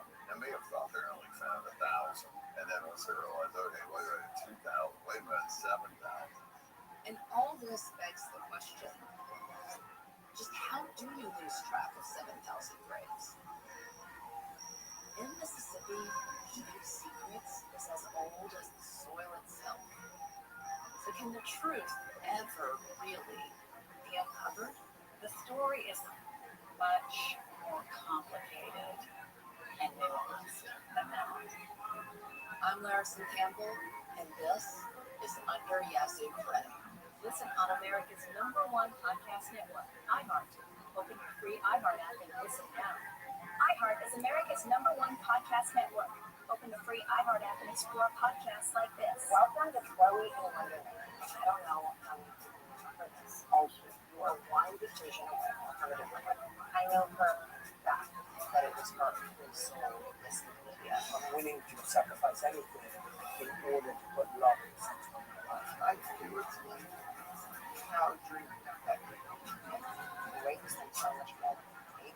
Every week, I'll sit down with fascinating guests. And with your work with that, you deserve love. It wasn't nearly as bad as what I went through emotionally with the pregnancy I had with my daughter. For real conversation, wrestle, like straight up crazy, drunk wrestle. That's how we're get started. Was it helpful for people to come in when you were with like your ex-husband and be like, you should be with somebody better? People are broken. They have to fix themselves. This is a window into my world and the stories that make it meaningful. Welcome to Chloe and Wonderland. Listen on America's #1 podcast network, iHeart. Open your free iHeart app and listen now. Electric car maker Tesla is making a big push into India. Rebecca London reports. Tesla's first showroom in India will be launched in a business district by on Tuesday. It is being described by the company as an experience center. Tesla has already imported vehicles, chargers, and accessories into India ahead of the launch. The company has decided against setting up a production facility inside the country, even though it would make it eligible for some relief from high tariffs. In efforts to find a way around U.S. restrictions on AI chips sold to China, NVIDIA is planning a chip designed specifically for China. The Financial Times reports this AI chip will be based on NVIDIA's Blackwell processor, already modified to meet the existing AI chip restrictions. Comes as last month, NVIDIA said it will no longer include the Chinese market in its revenue and profit forecast. business, and YouTube is removing its trending page and trending now list. Instead, the video platform will feature YouTube charts. It'll list things like trending music, podcasts, and movie trailers. Staff report. I'm at Matt and Sam. Number one audio company, iHeartMedia can get more people to hear your message than anyone else. We can also get a better response rate for all your marketing. For better results for every budget, visit iHeartAdvertising.com. Here's what's trending now on the new and improved iHeartRadio app. No teasers, no countdown, just a brand new Justin Bieber album dropped out of thin air, and everyone's talking about it. Have you heard it yet? If not, hear it right now on iHeartRadio, and let us know what you think. Plus, on the Dear Chelsea podcast, you know the name, Monica Lewinsky opens up about public shaming, resilience, and what she learned from living under the global spotlight after all these years. Explore the latest. Open the free iHeartRadio app and see what's trending now. Damn the idiots in this city and state who vote for these two. God, why do we have to live with these people? How about everybody who voted for Karen Bass and everybody who voted for Gavin Newsom? I will take like 20 million Central American immigrants in exchange for the millions of voters who put Bass and Newsom in office. John Coville. Bass and Newsom. They are so full of crap. Tomorrow afternoon at 1 on KFI AM 640. More stimulating talk. Welcome back to Revisionist History. I'm Malcolm Gladwell. If you're just joining us, we've been exploring a radical idea in higher education. Instead of tuition bills, loans, and relentless fundraising, Hope College's Matt Scogan is building a model anchored in gratitude and generosity.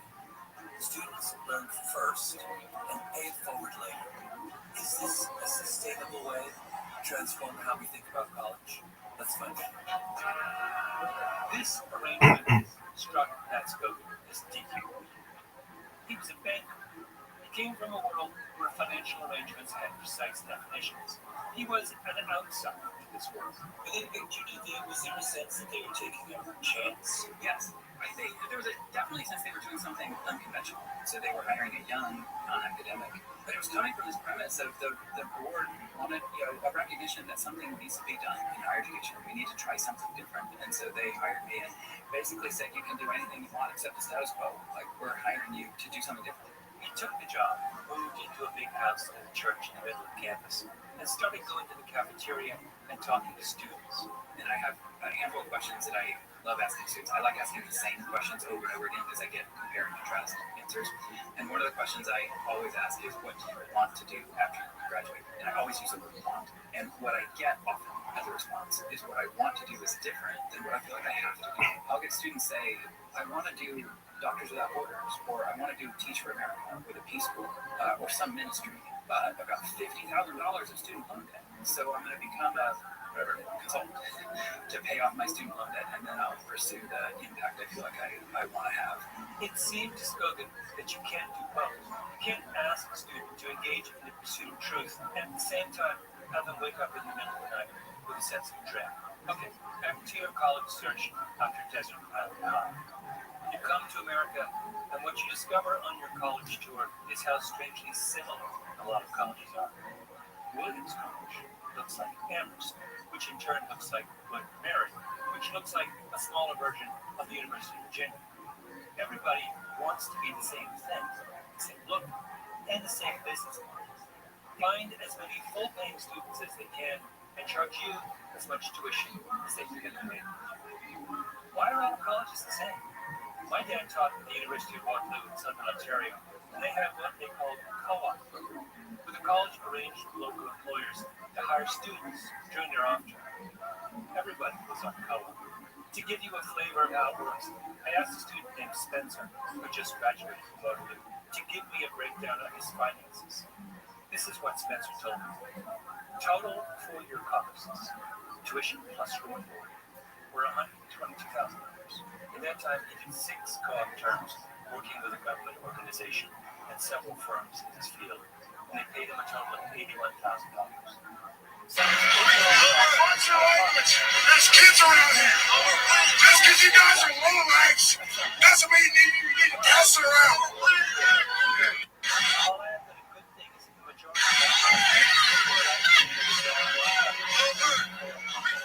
Watch your language. There's kids around here. Just because you guys are lowlights Doesn't mean you need to pass it around. But the University of Waterloo has been running this program for almost 7 years. It's a huge success. You would think, wouldn't you, that versions of the idea would have spread everywhere. That every school Live up to expectations. You try to. Which, by the way, is nearly every school, would have experimented with ways of connecting with local businesses to give their students work experience and like deaf learning. Has it happened? No. Why? Because college presidents have their heads in the clouds. If you kind of look at the trajectory of higher education, it's just not going to end well. This trajectory of like tuition goes up by 3 to 5% every year. It's just not going to work. And so this sense of like somebody has to do something. At the end of the day, the thing I love most about this place is our name, Hope. Hope by definition means that we, and that's what we try to prepare our students to be, hope bringers, people who go out in the world and run toward, not away, but run toward the biggest challenges they can find. And that's why we exist. So Spoken made a radical decision. Let's make it so students don't have to think about money at all during their 4 years of college. Our babysitter just canceled. Could you sit with Frederick tonight? Great, thanks. Yeah, I'm used to it. I used to babysit a lot back in Hanover. Well, before the incident.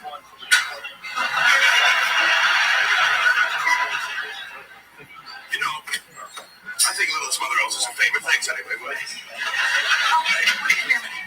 Listen, I'm going to go out of town for the weekend and I want you to take my cat. Now, I know it's an imposition, but, you know. Okay. Well, you're really good with animals, aren't you?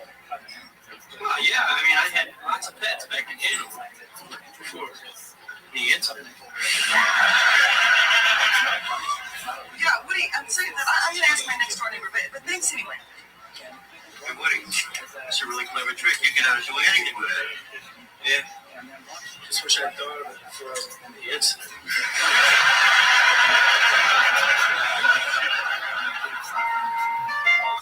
After they graduate, we don't specify an amount, we don't suggest an amount, nothing like that, because we want it to truly be a gift that's given out of generosity. We don't want it to feel like it's a different flavor of a student loan bill. Like we're trying to move away from a system that's based on bill paying and replace it with a system that's based on gift giving, so that the relationship with students is not a transactional one at all, but rather a relationship based at its core around generosity and gratitude.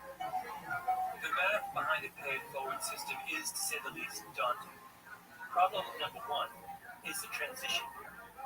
A school like Hope takes in about $55 million in tuition.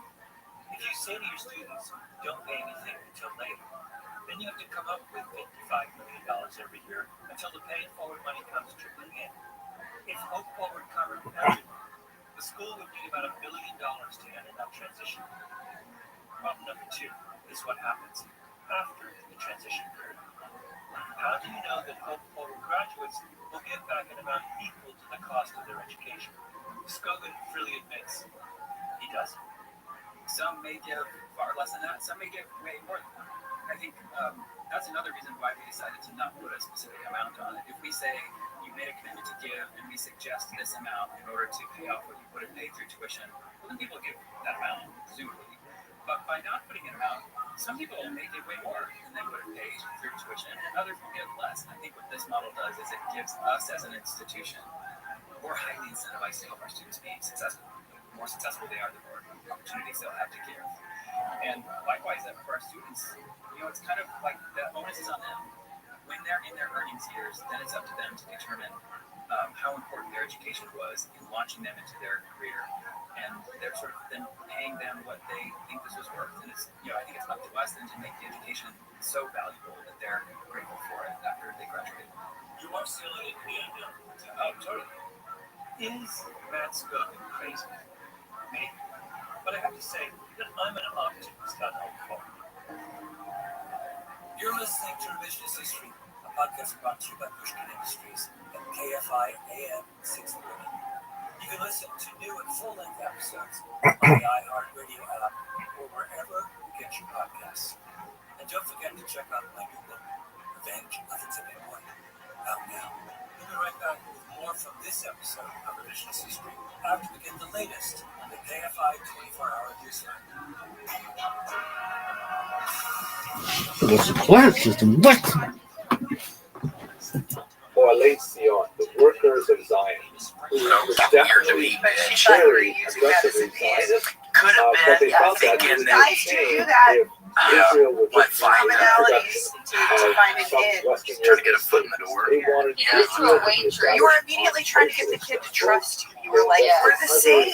And the mom can pick up on that. Sometimes people can pick up on other people's kind of idiosyncrasies or evilness. And you guys try to pick up on that. Classic or like your she's like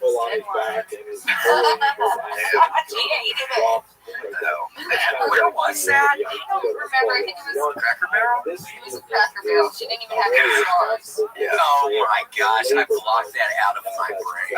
I blocked that out of my brain. Normally people are nice. It is sad that because so many people are pieces of shit, that like genuine kindness a lot of the time is mistaken for Trying to like abduct a kid.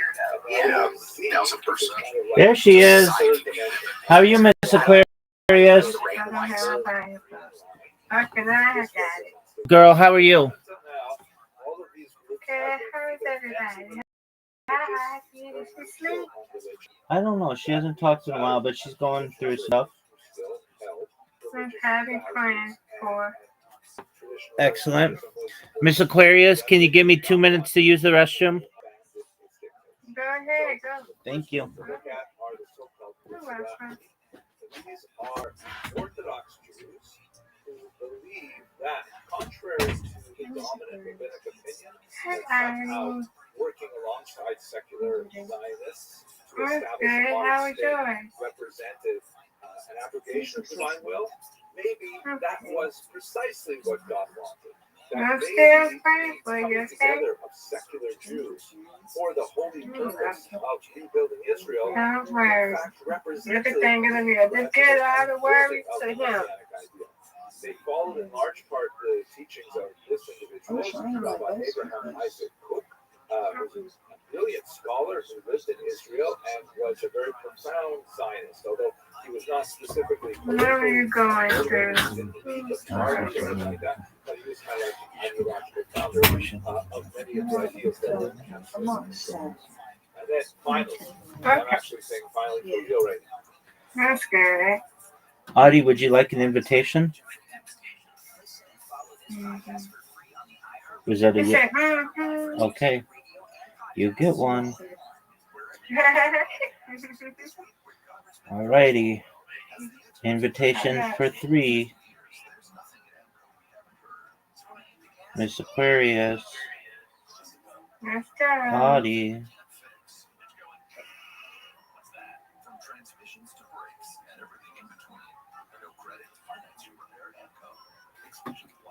Go get it, girl. Let's go.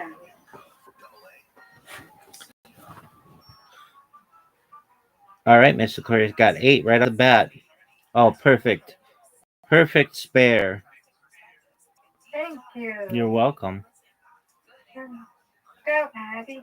Go, Abby. Ooh. Hey, that's very good. She got like the same shot as you. Get the ooh.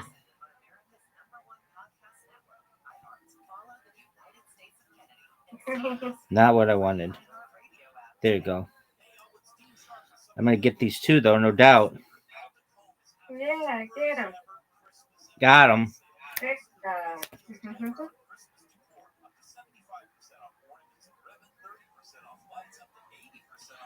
Get it, girl. Look at you. Amazing. Miss Aquarius just got a strike. Come on, Addie. Audie. Let's go, let's go. She's gonna get these 2. Let's get these 2. Go get these 2. Go get these 2. I said, let's get these 2. Go get these 2. Go get these 2. You got it. Good. There.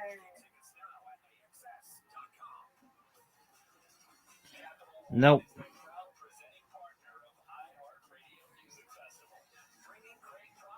You got these 3, Rabbi.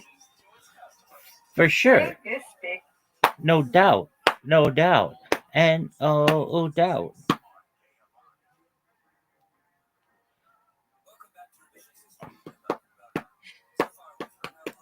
Miss Aquarius with a huge lead.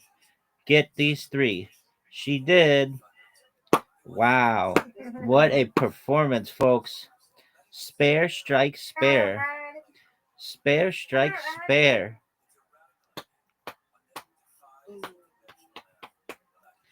Get these 4. Ooh, maybe. I like how she rolls. It's cute. Get it. No. That's not good. Don't worry about it. Oh, good job. I like that.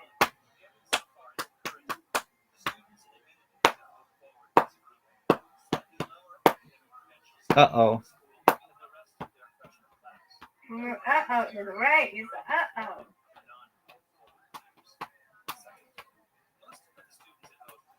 That's what I'm talking about.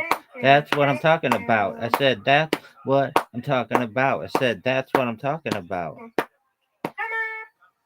Addie, you got this. You got this 3. I believe in you. Thank you. I need it.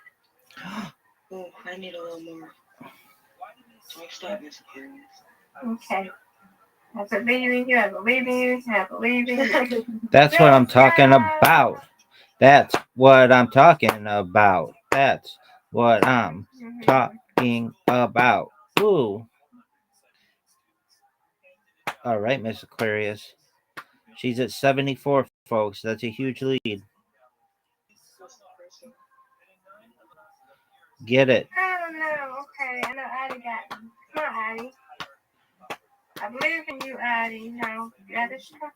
I believe in you. I believe in you. I believe in you. I believe in you. Oh, that was pretty good. Yes, that was good. You got it. You got it. Come on. Good job. Hey. Thanks for your help. You're welcome. Uh-oh. Got this. That's good enough.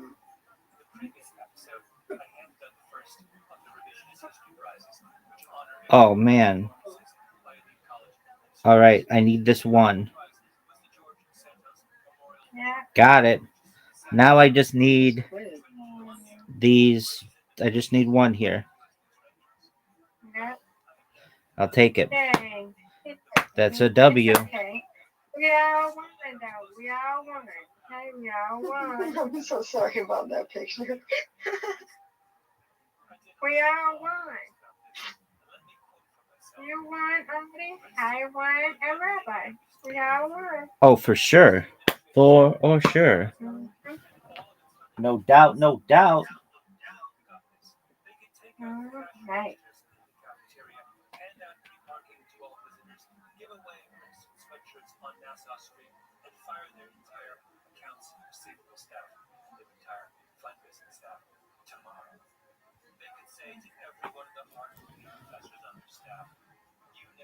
Ready. All right, Patty. You got this.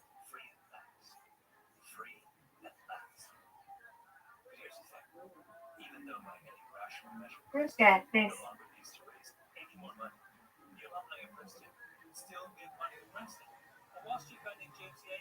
Come on, Rabbi.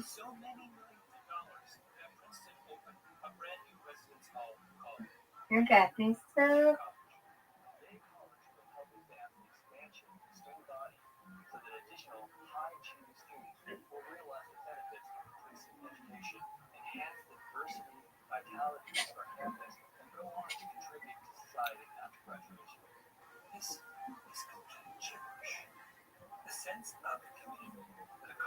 Okay, okay. Come on, Abby. You got it. You got it. You got it. You got these too. You should make colored pins. I know, right?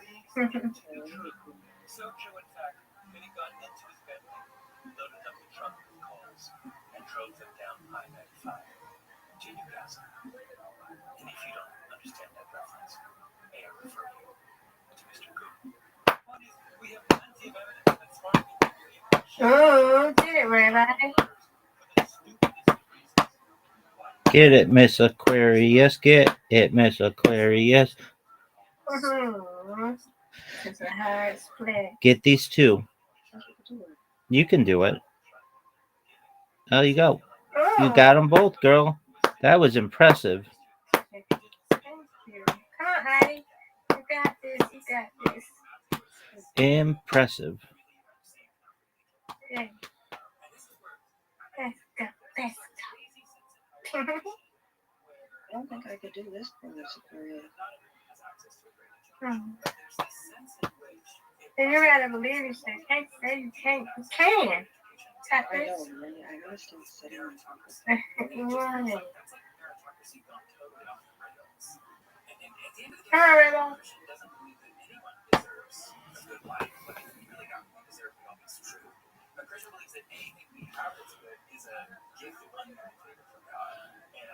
Oh, that's big time, Miss Aquarius. It's a big score. 51. No. Get this one. Nope. I got it. I believe it. Come on. Cat. Yay. Yay. Got this too. Got this. Nice job. See? Hey. Come on, Rabbi. You got this.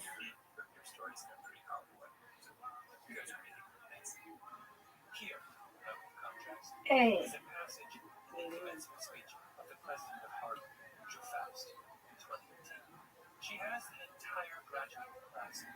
Oh, big time strike, Miss Aquarius. Impressive. Hey. Impressive. You're going to win. No doubt. No doubt. Miss Aquarius has got that W.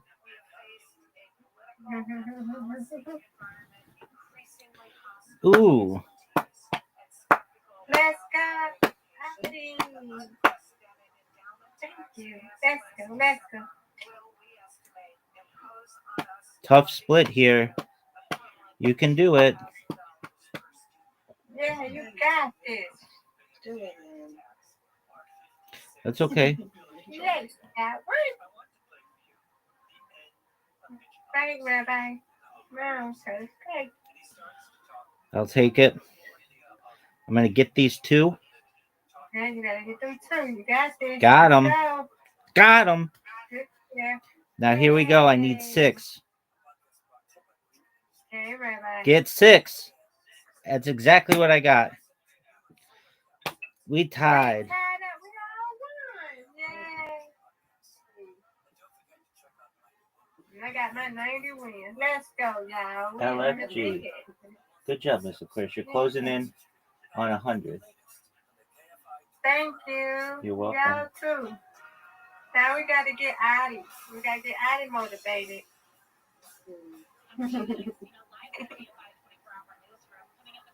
All right, y'all. Good night. I love y'all. Y'all have a good one. And I'm gonna be praying for you, Addie, and Rabbi. Pray for everybody. Absolutely. Sweet dreams, Miss Aquarius. You take care. Sweet dreams. No problem. I'll be right here. Good night. Have sweet dreams. You too. Right now, we also have those traditionalist Jews. Why do you like it so much? What do you like about that? I'm just a big fan. I can't listen to it. It's a sign of the times. It's too. And it's profitable. We'll go with the business angle. He is a business man. Elaborate on that. Why is it profitable? Just good business. I mean, it's just pragmatic business.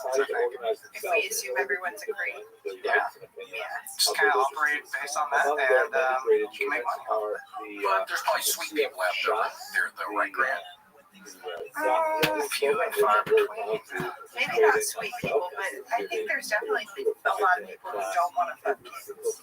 I think, yes. And that's good. If there wasn't, that would be good enough. It would be horrible if we were Everyone was a bit of then it would be normalized, I guess. Then maybe it wouldn't be a problem if everybody was. I mean, right? I don't know. I never thought about it. I don't know. something normalized. Just because something is normalized doesn't mean it's not a problem. Yeah. People drinking too many Coca-Colas. So that's kind of like the concept. Yeah, they go hand in hand. We were driving back, and there was a billboard that said "Real men love babies," and it was some guy holding up a baby like about to kiss it, and I thought to myself, that'd be funny if it was insinuating like real men like fall in love with babies. That's what it looked like. It said "Real men love babies," and there was a guy about to kiss a baby, and I'm like, what is the sign? So gross. Thick girls are out. Babies. There's what I saw, and that's like a necklace on its head. Its head is so small. Necklace. Oh, it's like is that like an anti-abortion? Exactly. I see. I thought that said CrossFit down there or something. No, I said CrossFitters for babies. CrossFit for babies.org.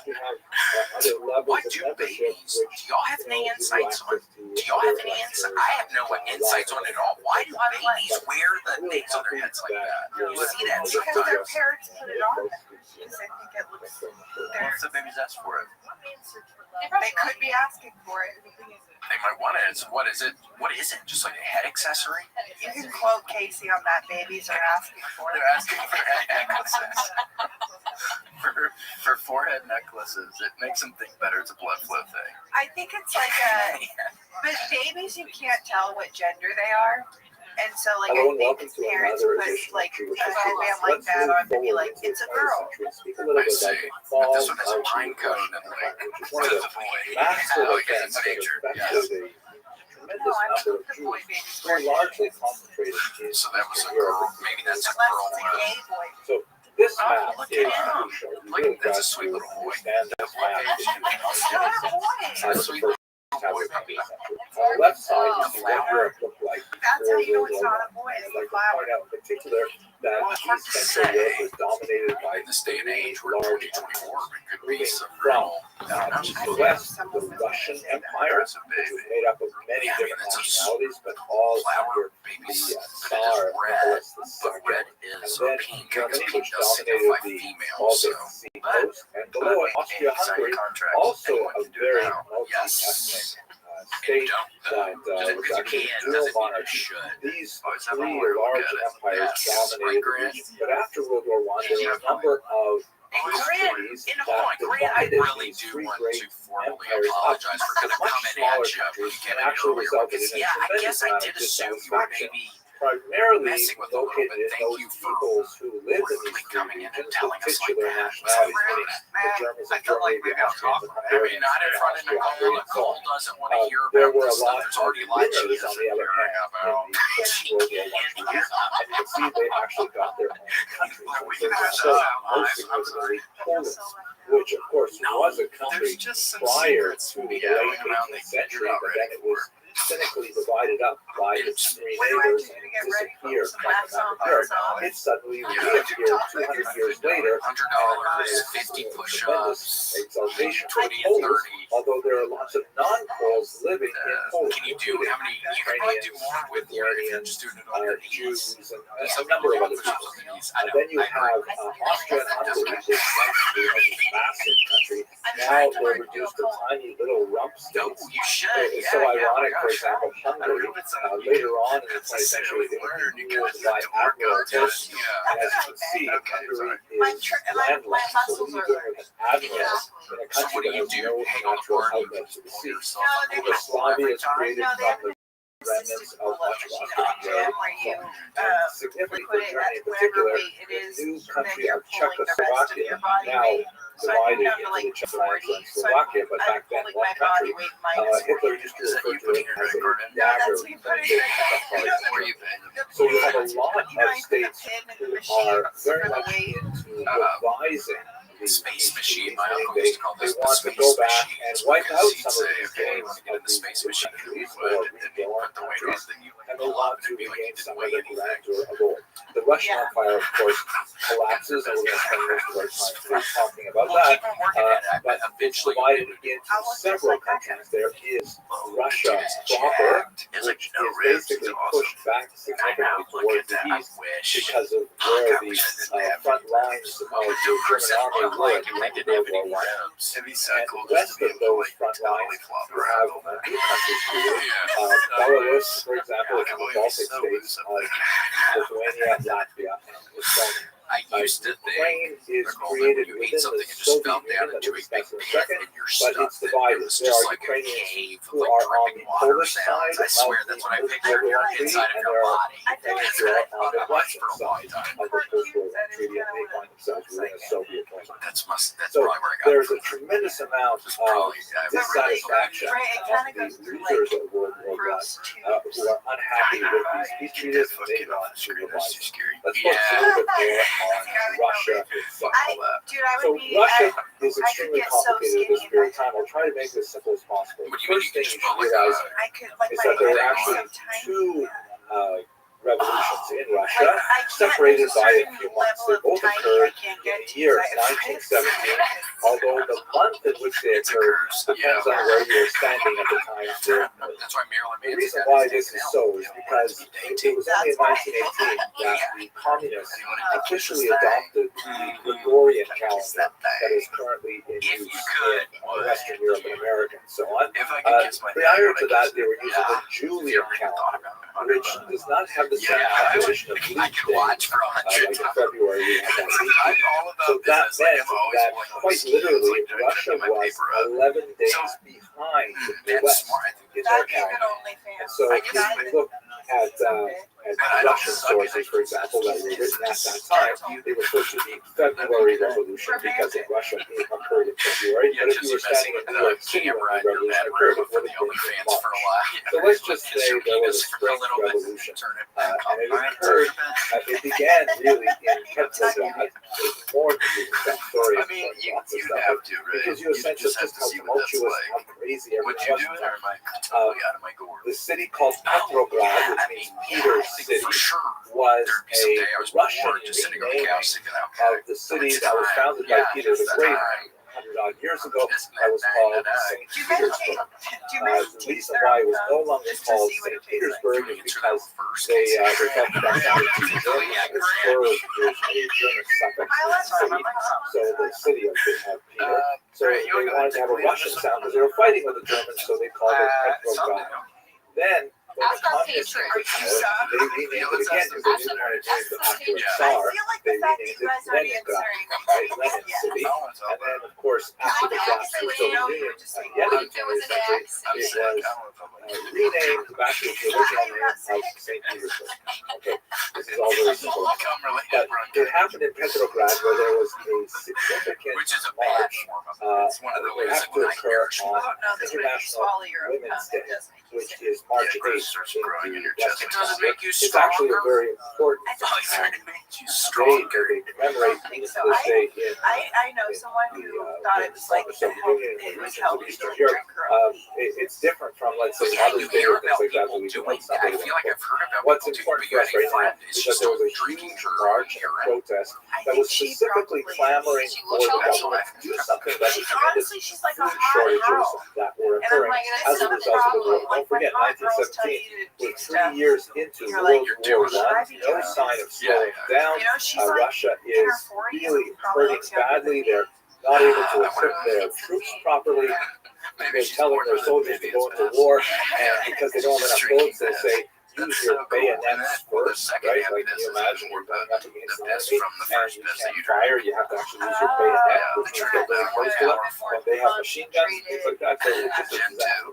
So I there's asked my this mom if there was anything to it because she's a protest nurse. in My mom was like, Petrograd, no. Like, so and she's just drinking according her to own some tea for news no accounts, reason. She was a like, yeah, woman that's took insane. a brick and threw it through a Can't you bakery drink your window. way after certain Everyone drugs and it rushed gets you in high to again? Or get is that totally made stolen up? bread, About and meth? this food About riot meth, 'cause sort the of body expanded and can't expanded. process It meth. took on more So, political overtones, and just like goes ultimately, out, it's within filtered a out very through your short period bloodstream of time, without being the diluted. Tsar's So, palace yeah, was people like overrun. The turning Tsar and down his drink. family were arrested. Yeah. They would be People do it. assassinated later, Recycling. and It's environmental. the I drank Romanov my pee one dynasty that time, had stood for but hundreds I of didn't years mean fell to.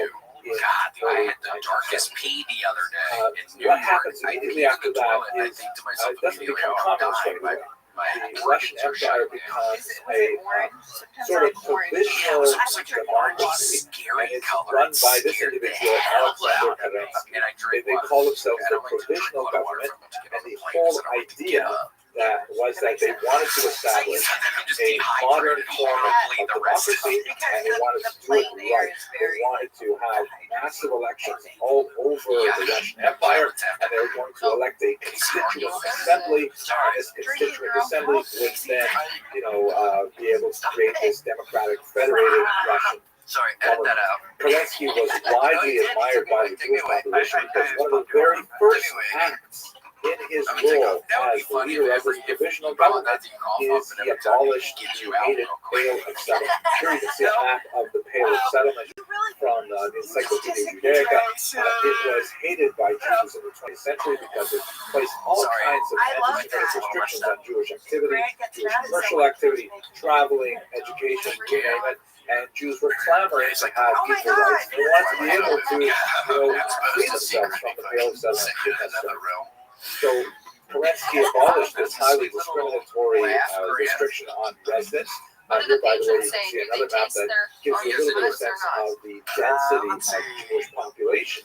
Some writers from the time consider it a massive ghetto anymore. Is that correct? I thought you were looking at it when we were doing so, the podcast. Kerensky was really trying to do things right, but on the other hand, it was his sheer dedication to doing it properly that ended up bringing the whole thing down to its knees. Because by pushing off all really important discussions, like, for example, should we continue fighting this war? And what are we going to do about, land reallocation? And what about all these peasants and their demands? And what about the urban workers?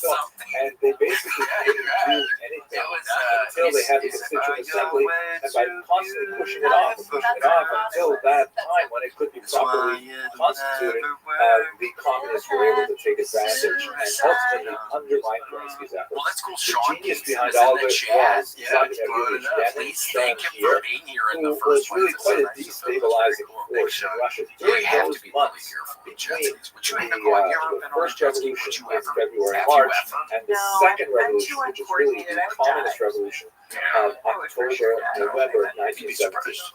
Here's a piece of propaganda from the era that shows Savannah Yemen, meaning Conrad Lenin at the top there, his characteristic soft cap, and he's getting rid of all of the negative classes in the Russian Empire. You can see there is, nobility, and there's the Russian Orthodox clergy at the bottom, and you can see also what looks like a monopoly man. This is sort of the 20th century caricature of a capitalist. We recognize the top hat.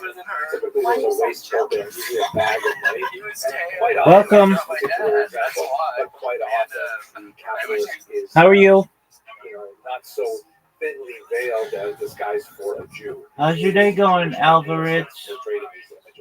The communists, however, were unusually strong on minimizing. Oh, is my mic on? Oh, wow. Now it is. How you living, pimp? How are you? I'm doing good, sir. How are you? Kicking ass, taking names. Every day's a holiday, every meal's a feast. How are things in your neck of the woods? Sorry, say that again. Every day's a holiday, every meal's a feast. How are things in your neck of the woods? You're doing pretty good. I was on Rumble and I was just going through a little bit of like the whole conspiracy side of things, and then I seen that your live was on there, and I'm like, okay, maybe I can ask him some questions, right? Get into some deep topics. Sure. Ask me what you'd like. I don't know if I'll be able to answer it, but go for it. So what exactly I was looking for? I was like, hey, who really runs the world? Like, I know there's a few names, but is there more names even above these families that we do not know? Yeah, not to my knowledge. It's a basic breakdown is Astor, Bundy, Carnegie, Collins, DuPont, Guggenheim, Lee. We have Morgans. Yeah, but they're kind of secondary. The Merovingian bloodline. We have the Reynolds, the Rockefellers, my family. We've got the Russells. We've got the Warburgs, the Vanderbilts, and the House of Windsor. That's really who runs the world. And then from there, So you said the Merovingian Mer- bloodline? yeah, that's like basically your bloodlines of the kings and queens of Europe.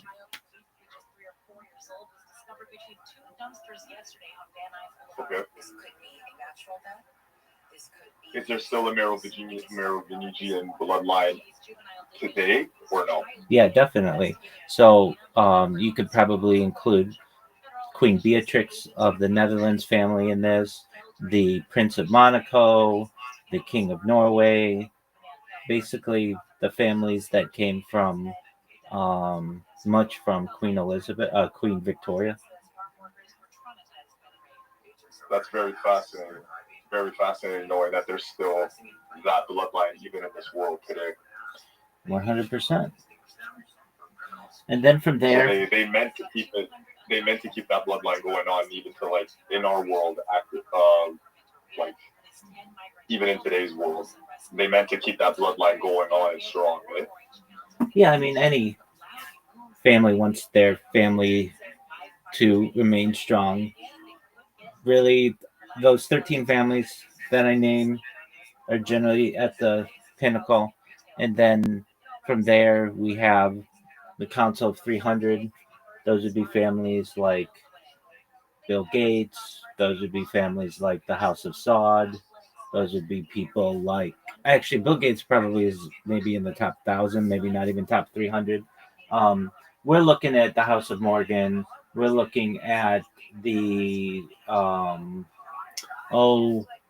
the Oppenheimers, probably the Phillips family, the Pillsbury family, those types of families. So, I mean, it's really, the way that I describe it to people is this: if you run a simulation of a thousand times over of the Earth, 1,000 times in a row, the same thing will occur, and that is you have a small group of people who remain in power over a large group of people. That's just how human dynamics work, at least the way that we have on Earth with limited land, limited resources. It's really about How animal works, not human. we are animals. So, Yeah, understand. We're okay, the most dangerous animal the world has ever seen. 100%. Which is a cancer.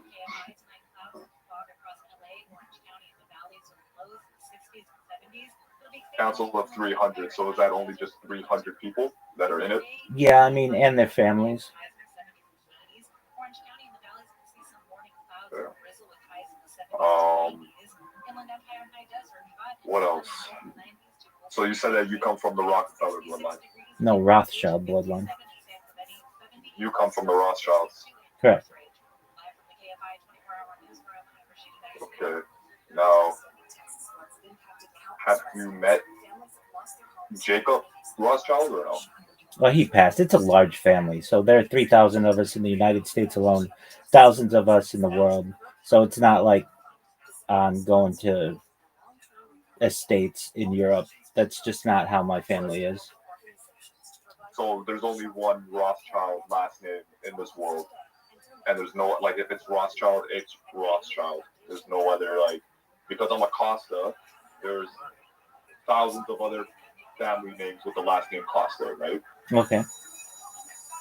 But you as a Rothschild, that's it. Like, you are part of that bloodline. There's nobody outside of the Rothschild bloodline that has a Rothschild last name. Oh, there certainly could be. I mean, there are situations where someone may have adopted the name and then gotten divorced. Right. So you come from the Rothschilds. I can trace my bloodline back to the Bible. I trace it to 17th century Germany. I mean, like, I know my grandmother's grandmother came to the United States from Germany. My family on both sides is Eastern European, from Ashkenazi roots.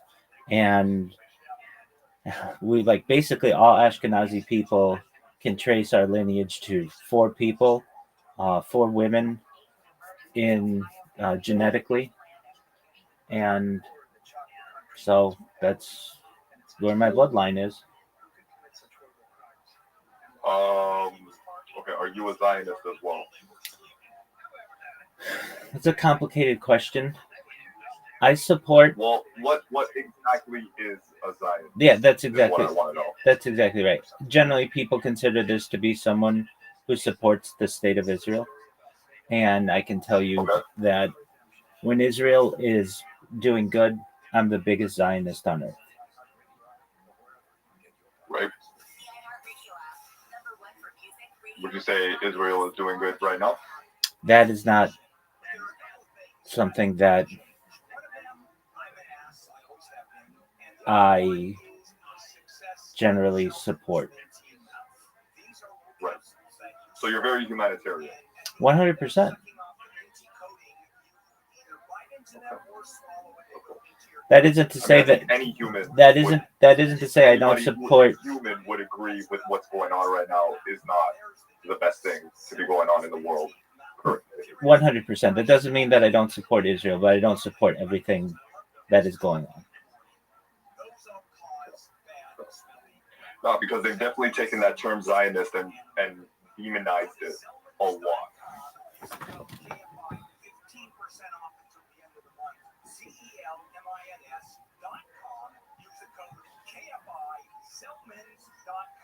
Hey there, history fans. iHeartRadio brings you a brand new history podcast called American History Hotline, where you ask the question, what is political technology? Yeah, you're right. The term Zionist means the exact opposite of what it's supposed to mean. Like they feel the term Zionist like it's a violent gang type thing. Like a terrorist. Like when they say Zionist, it's almost like they're showing them in like in a terrorist organization type shit. Yeah. Right, and my stepfather, who I call my father, he's not Jewish, but he's very big into Christianity and all that type of stuff. So I'm like, so what exactly is a Zionist? And he tells me, well, do you believe in the right to having land, like a land that is yours? I said, yeah. He's like, okay, well, there you go, you're a Zionist, right? But they thrown that term into such a negative way.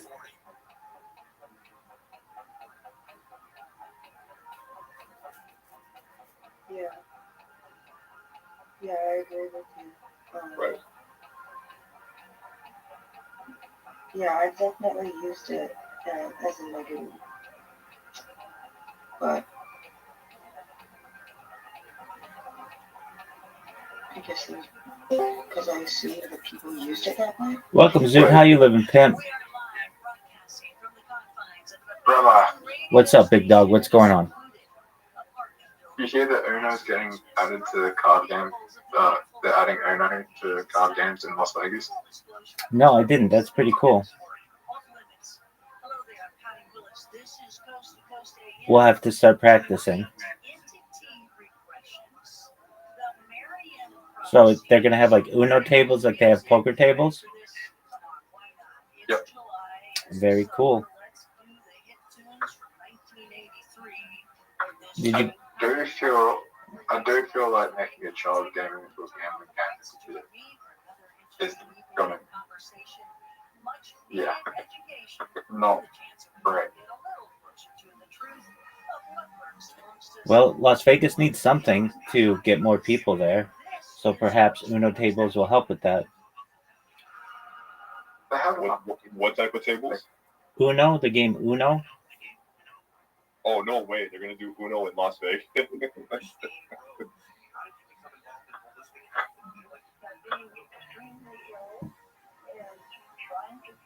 That's pretty exciting. It's something new. They need something because Las Vegas is pretty empty. I wonder why that is. It's become too expensive for the common person. Right. That makes sense.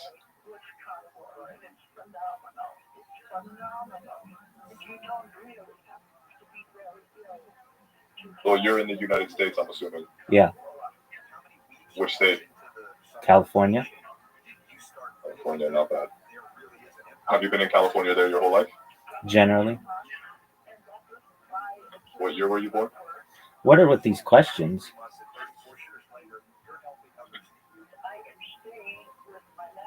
I was born in 1985. Where were you born? What year were you born? What's your birthday? What time were you born? Exactly. I was born at 3:01 in the afternoon. Wait, what? 3:01 a.m.? I feel like that's even a deeper question than what I'm asking. No, I'm saying that, like, generally these are pretty personal questions. What else do you want to know?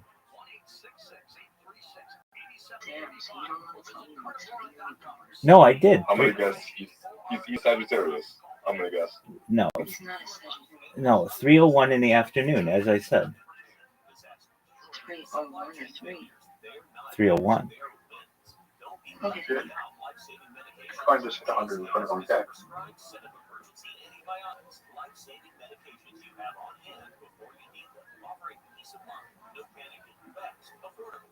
Save your life. Go to JASE.com. Use code radio for a discount because once the shelves are empty, it's already. Don't knock it off of them.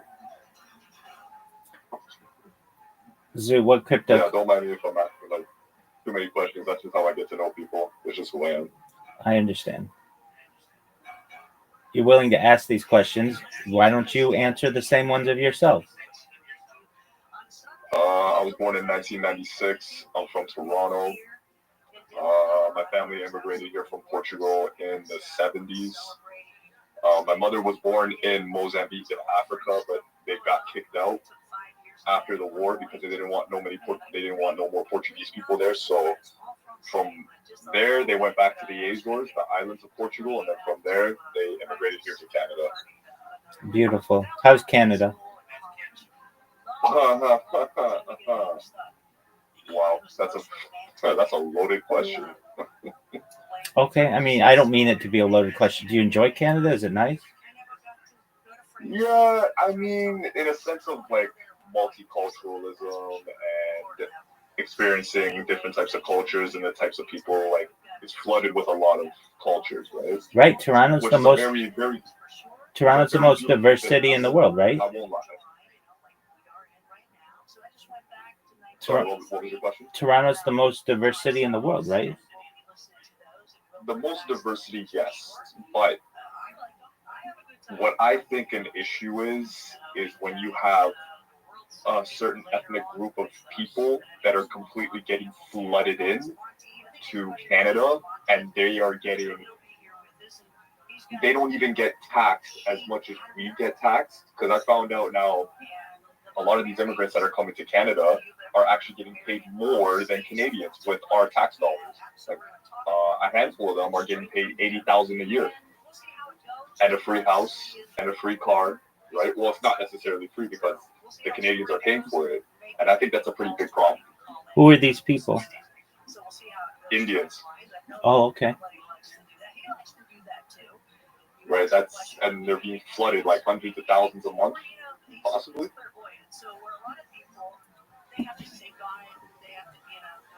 Wow. Yeah, so it's a pretty big problem. Like, Canada's a very beautiful country, but seeing how our government is working, especially Mark Carney and Justin Trudeau, these people are globalists. They don't care about the Canadians. They don't care about Canada. They just want to come in here, do what they're being told to do, most likely from the World Economic Forum and Klaus Schwab, is directing them like, yo, you're gonna do this to Canada, and sadly, it's happening, right? Slowly, day by day. Well, a lot of people get regressed, right? So when you talk about regression, You know, they want us all within our cities. They don't really want us all to be traveling from where I'm from, which is a city outside of Toronto, driving to Toronto, right? And there's a mall in Brampton where I live, where it's called Shoppers World. It's been there since the beginning, pretty much almost in Brampton. And they're tearing it all down and turning it into like in Toronto, you have all the big designer brands like Gucci, Prada, Versace, all of that. What they're trying to do with this mall, which is down the road from me, is break it all down and turn it into like a huge designer complex, you know, like $1 million worth apartments and all that, just so we don't have to leave Brampton and go to Toronto for it. And then on top of that, they're building 15-minute cities within us. Right. So everywhere we go, we're not going to have to drive on the highway to go to Toronto anymore. If we want to go get some designer and some high luxury stuff, it's now going to be here in Brampton. And on top of that, they're building an what's it called? A light railway train? Something like a super fast train that they're building from the end of Mississauga to Brampton, which only takes 15 minutes. By car, it's like 25 minutes to get there. But you can take this train from the end of Mississauga to Brampton in 15 minutes. And where that mall is being built is where the end of that 15-minute train is, right? So their whole plan is to try to trap us within our own city so we don't have to drive anymore. That's true. It's pretty scary. There are aspects of it that are scary. I'm in agreement with you on that. And I remember driving to Toronto, there would be at least, I would have to say, 4 lanes going towards there and 4 lanes going back. They have now reduced the lanes to 2 lanes each now, heading towards Toronto off the Gardner. So that's and that's nothing but nonstop traffic. So they're reducing our lanes as well. Okay, have you ever thought of immigrating from Canada somewhere else? I'd like to say Portugal, because that's where my family's from. But even looking over there, I feel like the western part of Europe are getting pretty much like blocked by the World Economic Forum as well. So at this point, I'm starting to think, hey, so where else can I go that's not WEF influence, right? Right. So that's a tough one. I still got to do some more research in that. But if all comes to worse, then Portugal, like whatever. I'll live a simple life, have some espressos, and kick a ball around and go to the beach. Whatever, I'll take that. Not too bad of a life. No, it's a very simple life. It's very, and as much as I like being in Canada here, as much as I know there's lots of opportunities, and I want the Lamborghini, I want the $2 million home, all of that, something to show for. As I get older, I'm looking at Portugal and I'm just like, yeah, I'll be an old person in Portugal. I'll live a simple life because this is just too exhausting. Very well. Can you get Portuguese citizenship? Yes, I can, because both my parents are from there. Well, and my grandparents as well. Excellent. Well, then that should make it easier, right? You know what? It's easier said than done because we have a consulate here in Toronto. I keep saying here in Toronto, like I'm from there, which is only like a 40-minute drive from where the city I'm actually is. There's a Portuguese consulate there if you want to go get your Portuguese citizenship. I've had people I've known gone to the consulate, and they were giving anybody who would want their citizenship a very, very hard time. Why is that? Almost like they don't want, I think it's almost because they don't want you to get your Portuguese citizenship. Okay, why were they giving them a difficult time? Maybe because they don't want people, even if you are Portuguese but born in Canada, I think they just don't want us to come over there. but there has been success stories because yes, it's still a consulate. Yes, you could still go get it, but the amount of barriers, there's barriers to get to that point. It's not like you could just go in and blah blah blah, you get your citizenship. They make it very hard for you to get it. Like, what do you have to do? That one I'm not too sure exactly. It's a lot of paperwork. It's a lot of getting your grandparents' marriage certification. It's a lot of making sure that who you're gonna be with in Portugal as well. Proof of you having family in Portugal. Just paperwork, and you have to learn the language. Depending on who you are. Because my cousin, she went to go fill it out, but both her parents were born here. Okay. Even though she does have Portuguese blood, but because her parents were born here, in order for her to obtain her citizenship, she needs to learn how to speak Portuguese. But because my parents come from Portugal, I don't have to learn how to speak Portuguese. That's very interesting. And they make it really difficult. I mean, who's going to have access to their grandparents' marriage certificate? You'd be lucky enough if you could. And I'm very blessed to have all 4 of my grandparents alive here in Canada in a 15-minute range from me. That makes it a lot easier. Right. What's that? That makes it a lot easier if they're alive. You're 100%. And I'm very grateful at the fact that I have my dad's parents alive still, and I have my mom's parents alive still. Well, that's great, thankfully. So, can't you just go to them, or can't your cousin go to them and just be like, hey, I need your marriage certificate? See, this is where it gets complicated because now you're going to have to get...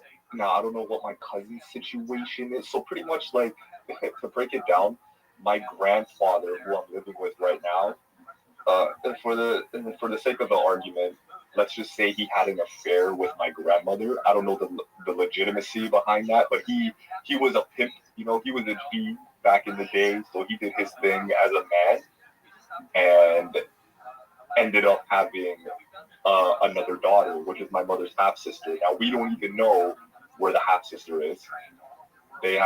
So my cousin has no idea where her mom is, only where her dad is, and that's where it all gets tricky for her. So it's obviously a lot more harder for her than it is for me because there's so many empty blocks that cannot be filled. But she's still trying. Right, I see. Yeah, that does make it, unfortunately, more difficult. Right. As opposed to me, I got my mom, I still have my dad, I got my grandparents, I got my other grandparents. But her kind of family tree is very broken up. So her process to get that citizenship is a lot more difficult than it would be for me. Very interesting. Yeah.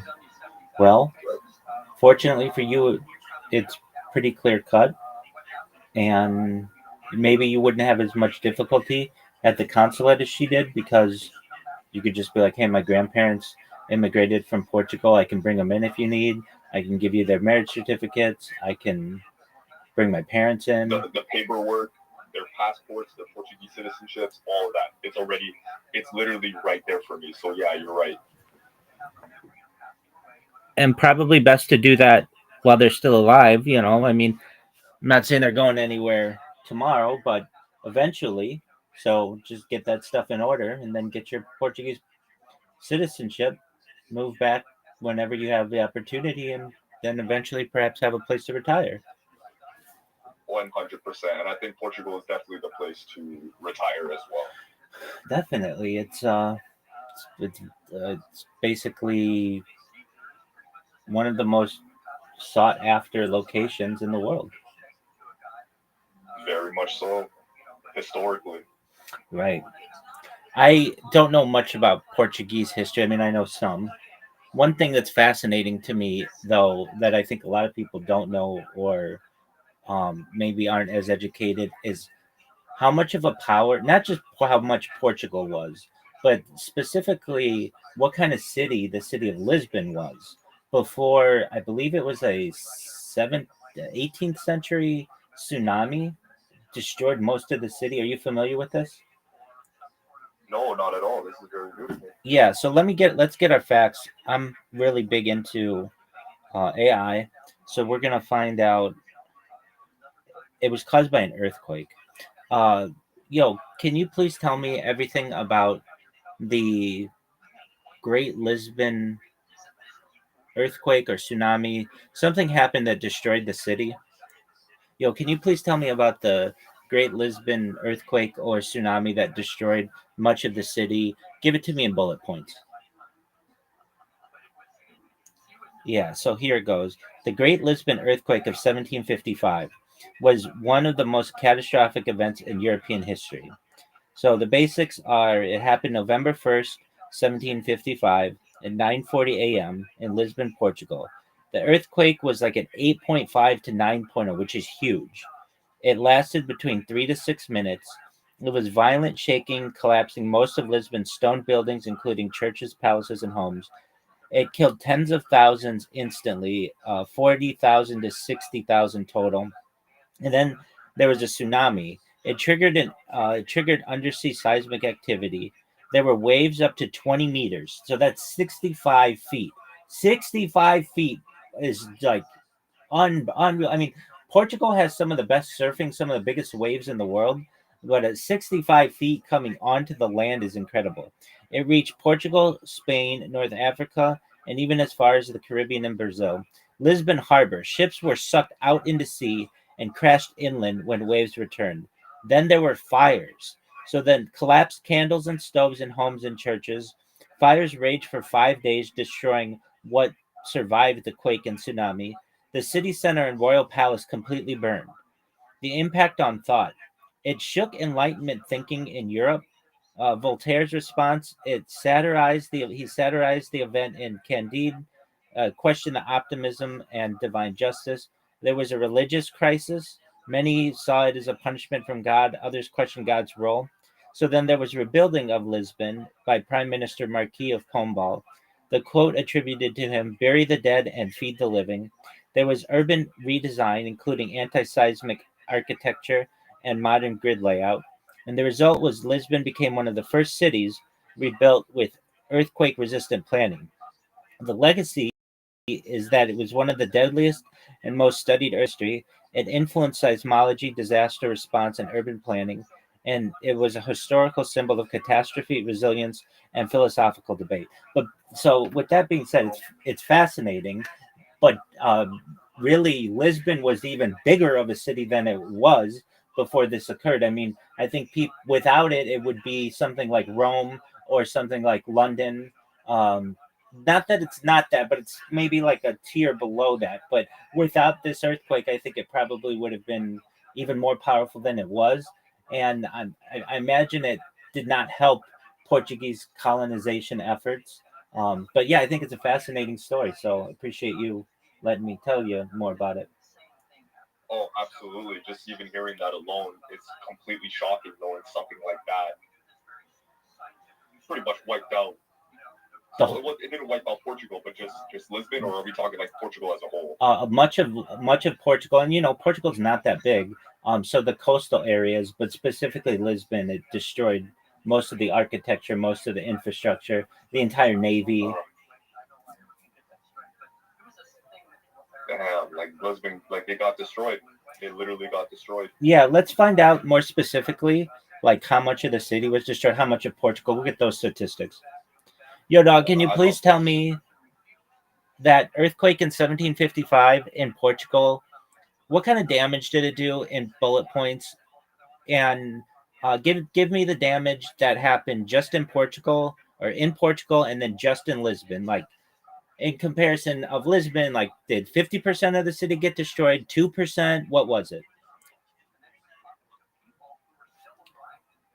All right, so here we go. The damage in Portugal overall. Multiple cities were hit hard. Lisbon, Coimbra, Setúbal, Lagos, and others suffered serious destruction. Coastal devastation. Tsunami waves wiped out coastal villages, especially in southern Portugal and Algarve region. Fires spread beyond Lisbon and some towns. Infrastructure collapsed. Roads, bridges, and ports were severely damaged across the country. The estimated national death toll was around 60,000 people. and most deaths in Lisbon, but thousands elsewhere as well. The damage in Lisbon specifically, there was citywide destruction. Estimated 85% of all buildings in Lisbon were destroyed. So, like, the whole city was basically flattened. The death toll between 30,000 and 50,000 people in Lisbon alone. Fires plus tsunami plus an earthquake, a triple disaster hit the city at once. The royal palace was completely destroyed. The library of 70,000 books and royal archives was gone. Many churches full of worshippers, because it was November 1st, it was All Saints' Day, so they collapsed during Mass, major source of casualties. The harbor damaged. Ships were pulled out by the tsunami, then smashed against the city by returning waves. The downtown, the Bayaha district, leveled entirely, and then the reconstruction took decades. The city was rebuilt with wide boulevards and earthquake-resistant buildings. So basically, Lisbon was 85% of all buildings were destroyed. 30 to 50,000 people were killed. There was a fire, tsunami, and earthquake. The rest of Portugal, about 10 to 30%, it varied by town, but was destroyed. And then another 10 to 20,000 people died there. And then there was a heavy tsunami damage, especially in the cities, especially in the coastal cities. So it basically just imagine what Lisbon would have been. Exactly. It would be like New York City. I mean, or London. Oh man, if only that didn't happen, what it would look like today.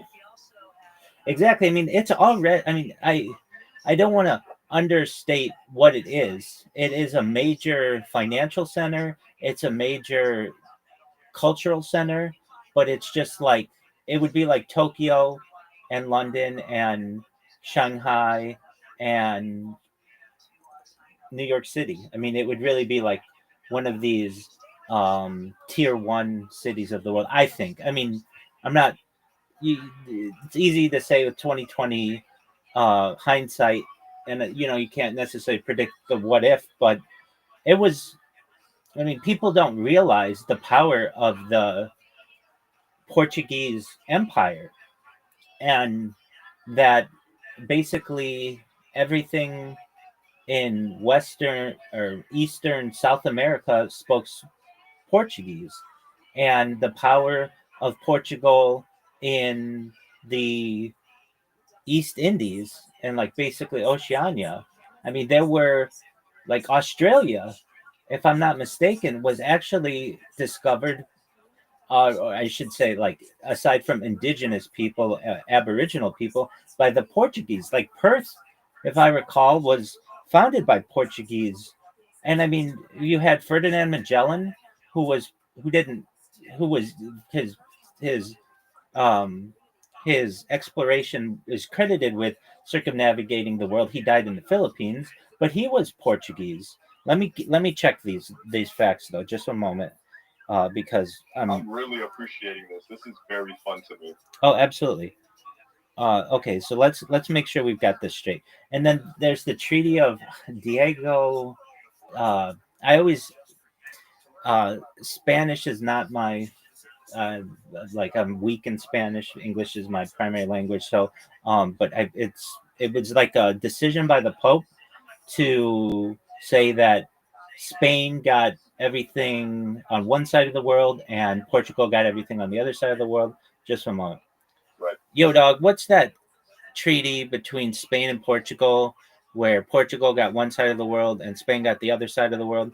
And then isn't it something like Perth, Australia, or at least Western Australia, was first discovered by the Portuguese, and wasn't Ferdinand Magellan Portuguese? Okay, so the Treaty of Tordesillas. So that's a treaty between Spain and Portugal dividing up the New World.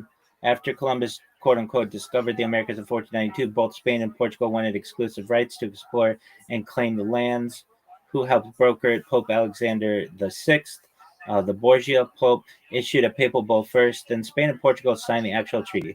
How the world was divided. Line of demarcation set about 370 leagues west of the Cape Verde Islands. Portugal got everything east of the line, so that's Africa, Asia, Brazil. Spain got everything west of the line, that's most of the Americas. This is why Brazil ended up speaking Portuguese while the rest of South America speaks Spanish. Portuguese discovery of Australia. There's some historical evidence, not fully confirmed, that Portuguese sailors may have reached the coast of Australia, especially Western Australia, before the Dutch or British. Theories suggest they mapped parts of the coast in early 1500s. The Dutch and James Cook are officially credited with charting it, but again, that who knows? I mean, it could have been the Portuguese. And then yes, Ferdinand Magellan was Portuguese by birth. Um, he sailed for Spain though. But he was Portuguese by birth. And the reason why was Portugal didn't back his plans, so he pitched it to the Spanish crown, King Charles I. His fleet was the first to circumnavigate the globe. Magellan himself died in the Philippines, but his crew finished the journey. The voyage helped prove the Earth was round and exposed flaws in the Tordesillas line because it didn't account for the full size of the Pacific. A bonus fact: the Treaty of Zaragoza in 1529 extended the Tordesillas line to the other side of the globe, the Pacific side, to divide up Asian territories like the Spice Islands. So, like a little bit of history on this that I find fascinating are spices. So, basically, during the age of exploration, much of it was motivated by spices, specifically one spice in particular, which was nutmeg. And that nutmeg is only found in what on one island in the near the Philippines. And if you get your hands on this, it was not only seen as a a major spice to enhance the taste of food, but also, if you didn't know, nutmeg has hallucinogenic effects. So there's a theory that the people of Europe wanted it for its hallucinogenic effects as well. So the idea of Ferdinand's circumnavigation of the globe, one important part of it, as I recall, is that he one of the reasons why he did it or why it was motivated, and we'll look this up, was because he took a not a normal route. He went across the Atlantic, then down through the Strait of Magellan, which would be later called that, near the Tierra de Fuera, like basically southern Argentina and Chile, and then made it across the Pacific into the Philippines and such to find this. The reason why was because they didn't want to have to pay a tax to the Arab, like Muslim majority countries that were forcing people to pay taxes. So let me get this. Let's dig into this a second. Yo, dog, wasn't Ferdinand Magellan and other explorers of both Spain and Portugal, but particularly motivated to find spices, specifically nutmeg in the Spice Islands, and be able to avoid taxation of Arab traders in the Muslim world? Please provide the answer in bullet points. All right. Yeah, you're absolutely right to bring up the avoiding the Arab and Muslim controlled trade routes with major motivation for explorers like Magellan and Portuguese. Here's the breakdown in bullet points. So, avoiding the Muslim Arab middlemen. Arab and Ottoman traders controlled the Silk Road and spice trade routes over the land and through the Middle East. Goods like spices, silk, and gold from Asia had to go through Muslim territories where taxes, tolls, and markups made them super expensive. European powers, especially Portugal and Spain, wanted a direct sea route to Asia to cut out the middleman. So Portugal's plan. Portugal, under Prince Henry the Navigator, started sending ships around Africa to reach India and the East by sea. By 1498, Vasco da Gama made it to India around the Cape of Good Hope, bypassing Arab-controlled trade routes entirely. This gave Portugal a huge advantage in the spice trade and made Lisbon insanely wealthy. So Spain's plan. Spain went west instead of east because Portugal had already claimed the east via the Treaty of Tordesillas. They hoped to reach Asia by sailing west across the Atlantic. That's what Columbus and later Magellan were doing. Magellan's expedition eventually circumnavigated the globe, proving there was a way to reach Asia by sea without crossing the Muslim lands. Muslim and political rivalry. Europe at the time was in the Crusades mindset, Christian kingdoms versus Islamic empires. So beating Muslim powers economically by controlling trade was also seen as a religious win. So the results were Portugal dominated the Indian Ocean trade for decades. Spain colonized much of the Americas and tried to reach the east through the Pacific. Both kingdoms broke the Islamic monopoly on Asian goods. The shift weakened Muslim trade power and helped launch the European powers. Then just for a moment. Yo, but what about nutmeg? Like, tell me about the importance of nutmeg in Europe and how it definitely was seen as a motivating factor. I've seen some kind of statistics like one ship full of nutmeg was worth more than if it were filled with gold, something like that. Yo, dog, you're absolutely on point. Nutmeg was the real original crypto, man. It's insanely valuable, like a ship for more than gold valuable. Here's a real breakdown in bullet points. Nutmeg, the spice that launched empires. Why nutmeg was so valuable in Europe? It's highly prized, used for flavor, perfume, medicine, and believed to cure the plague. In 17th century Europe, nutmeg was a luxury product only the rich could afford. 1 pound of nutmeg in London could cost the equivalent of a working man's annual salary. A single shipload of nutmeg could return 5,000% profit. It literally is said that a sack of nutmeg was worth more than its weight in gold.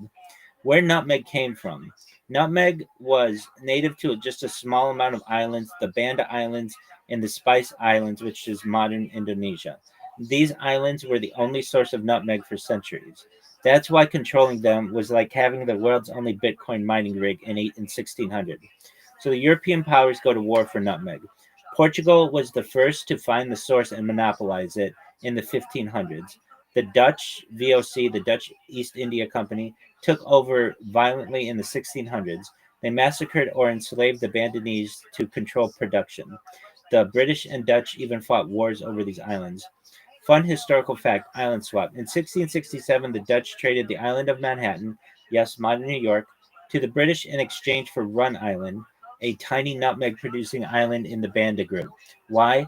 Because at the time, Run Island's nutmeg trees were more valuable than all of Manhattan. Why? Why it was a motivating factor. Nutmeg and cloves, cinnamon, pepper was a major driver of European exploration and colonization in the East Indies. These spices were the fuel of the age of exploration. The gold was in the flavor. Explorers like Magellan, da Gama, and the VOC fleets, that's the Dutch, were sent with the goal of reaching and controlling spice markets, especially nutmeg. So there you go. Like nutmeg basically motivated all these people to get around the world. It's fascinating though, and Portugal has a key role in it. And I'm glad we could both learn something. Absolutely, and you explaining all this, and seeing how dark and brutal and violent the world really was before, and what you were explaining to me is some scary stuff. Word, Mockingbird. Just knowing that you're in this island that has nutmeg, and then here comes the Portuguese, here comes the Dutch, here comes this country, and you guys just terrorize the shit out of us. Right. It would be like, I don't know, I guess you have maple leaves where you are, and then all of a sudden this random power came because they really wanted maple syrup and enslaved you over it. What a dark place this world is. Absolutely. I always find it interesting too that nutmeg doesn't grow in that many places. It was literally just these like few islands. And let me check this. I know I've read this before. And what I want to know more is how did they know that nutmeg was there? Right? Sure. I think this is from Asian trade, but we'll find that out. How did the European powers originally know that nutmeg was in the Spice Islands? So ancient trade routes. Long before Europe sent ships east, Arab, Indian, and Chinese traders were already trading spices across the Indian Ocean. Spices like nutmeg and cloves reached Europe via overland Silk Road routes and Arab-controlled sea trade, but Europeans didn't know the original source. They just knew the spices came from the East. So there were medieval hints and merchant tales. European merchants like the Venetians bought spices from Muslim traders in places like Cairo or Constantinople, but these traders kept the true source secret to protect their monopoly. Some educated Europeans speculated that the spices came from mysterious islands far east of India, but had no map or name for them yet. Then, during the Crusades, contact with the Middle East increased demand for Eastern luxuries in like spices. Returning crusaders and traders spread stories of islands of spice far away. Europeans wanted to go directly to the source to skip Arab middlemen. So then there were Marco Polo's writings in the late 1200s. Marco Polo traveled through Asia and wrote about a place called Java and nearby islands full of exotic spices. He described hot islands in Southeast Asia producing cloves and nutmeg. His book inspired future explorers like Columbus and da Gama. Then there were the Portuguese voyages in the 1400s and early 1500s. The Portuguese sent explorers east, slowly hugging the African coast, looking for India and spice sources. Vasco da Gama reached India in 1498. By the early 1500s, Portuguese ships reached the Spice Islands, that's Maluku Islands, and finally confirmed that nutmeg came from the Banda Islands and cloves from nearby Ternate and Tidor. They documented in maps, letters, and secret charts to guide their discovery. Knowledge leaks and competition. Once Portugal made contact, the secret was out. Dutch, English, and Spanish spies and merchants learned from captured Portuguese maps or sailors. This triggered the spice wars of the 16th century, 17th centuries. Does that answer your question? Yep. Perfect. Excellent. One thing I want to look up. Yo, can you tell me, doesn't nutmeg have some kind of hallucinatory effect or psychoactive effect that could have also motivated people to want nutmeg? Funny you say that. That was going to be the second question I was going to ask.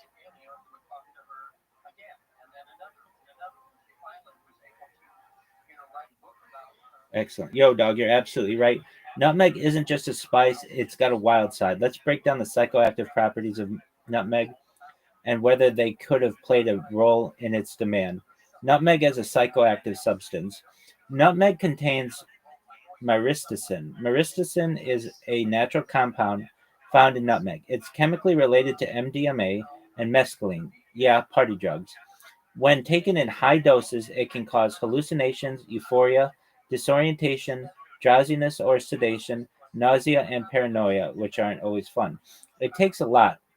The psychoactive dose is way higher than cooking use, like 5 to 20 grams of ground nutmeg. That's about 2 to 4 teaspoons, which is not recommended. The effects take 3 to 6 hours to kick in and can last up to 24 hours. But most of the side effects are nausea, dry mouth, dizziness, and nutmeg hangover. Historical use in mysticism and folk medicine. In some traditional medicine systems, nutmeg was believed to ward off evil spirits, act as an aphrodisiac, induce visions or altered states. Nutmeg was used in love potions, tonics, and as a sedative. Some 16th and 17th century Europeans may have valued it in medicinal or magic as a magical substance, not just a kitchen spice. Could it have increased demand? Probably, especially among elite European circles that dabbled in exotic remedies, herbalism, and alchemy. The main driver of nutmeg's value was still flavor, pre- preservative use, belief that it could prevent or cure the plague, and its scarcity. It's only found in the Banda Islands. So, yeah, it's a hallucinogenic that could have helped motivate its demand in Europe. It's making me want to give this a try. Yeah, so let's check that out.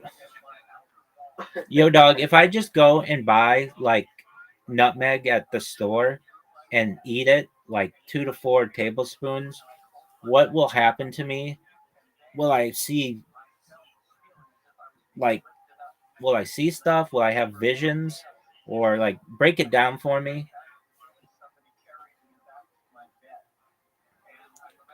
All right, real talk. Eating 2 to 4 tablespoons of nutmeg is not a good time. People try it thinking it's going to be a cheap psychedelic trip, but it's mostly just a nasty, toxic experience. Here's the breakdown. What happens if you eat 2 to 4 tablespoons of nutmeg? You're taking a psychoactive dose. That much nutmeg contains a high dose of mistresin, the hallucinogenic compound. You may experience mild hallucinations or visual distortions, altered perception of time, feeling out of body or spaced out, weird dreamy or paranoid thoughts, sometimes auditory hallucinations. These effects take 3 to 6 hours to kick in and last up to 24 to 48 hours. But the side effects are brutal. Almost everyone who tries it reports intense nausea and vomiting, dry mouth, dizziness, and stomach cramps, anxiety, paranoia, and feeling trapped in your own head, headaches, rapid heartbeat, and dehydration. Some people feel like they're dying or going crazy. Many end up in the emergency room, no joke. It's technically a poison at high doses. Nutmeg is not regulated like a drug, but in high doses, it acts as a neurotoxin. It stresses your liver, kidneys, and nervous system. Deaths are rare, but serious harm has happened, especially when mixed with other substances like alcohol or drugs. Is it a true hallucinogen? Kinda, but not in a good way. It's more of a dirty, disorienting derilliant than a clean psychedelic like LSD or psilocybin. Most people report it as a cloudy, uncomfortable, and regretful, rather than magical or uh, eye-opening. Just one moment. So you're better off Can I just doing smoke it? psilocybin. Oh yeah, I'm sure. Yo, you smoking nutmeg is also a bad idea. It sounds like it might work, spice, psychoactive compound, etc. But in reality, no high, just hurt. Here's the breakdown. Can you smoke nutmeg? It doesn't work. Smoking nutmeg doesn't deliver myristicin effectively. Myristicin needs to be metabolized through digestion and liver to have any psychoactive effect. So lighting up and inhaling it, you're just burning a spice. It won't get you high. What happens instead? You likely just inhale hot, harsh smoke, toxic plant oils, lung irritating particles. It can lead to coughing fits, throat and lung irritation, nausea, and headache. No pleasant effects, just a waste. Why people try? It sounds like a loophole, legal, natural, psychoactive. There's online rumors and bad Reddit threads that say it might work, but that's mostly from trolls or people confusing an oral dose with smoking. So See, at that point, you can't just trust everything that you read on Reddit because it could be just some idiot saying like, "Yeah, this was the best time I've ever had," and then you turn into an absolute idiot smoking it, right? Right. They could just be trolling someone in a forum. But anyways, brother, this was very well appreciated. Absolutely. I stream my life. Really want to come back. I stream my life 24 hours a day, so I'm always here. Feel free to drop by whenever you want.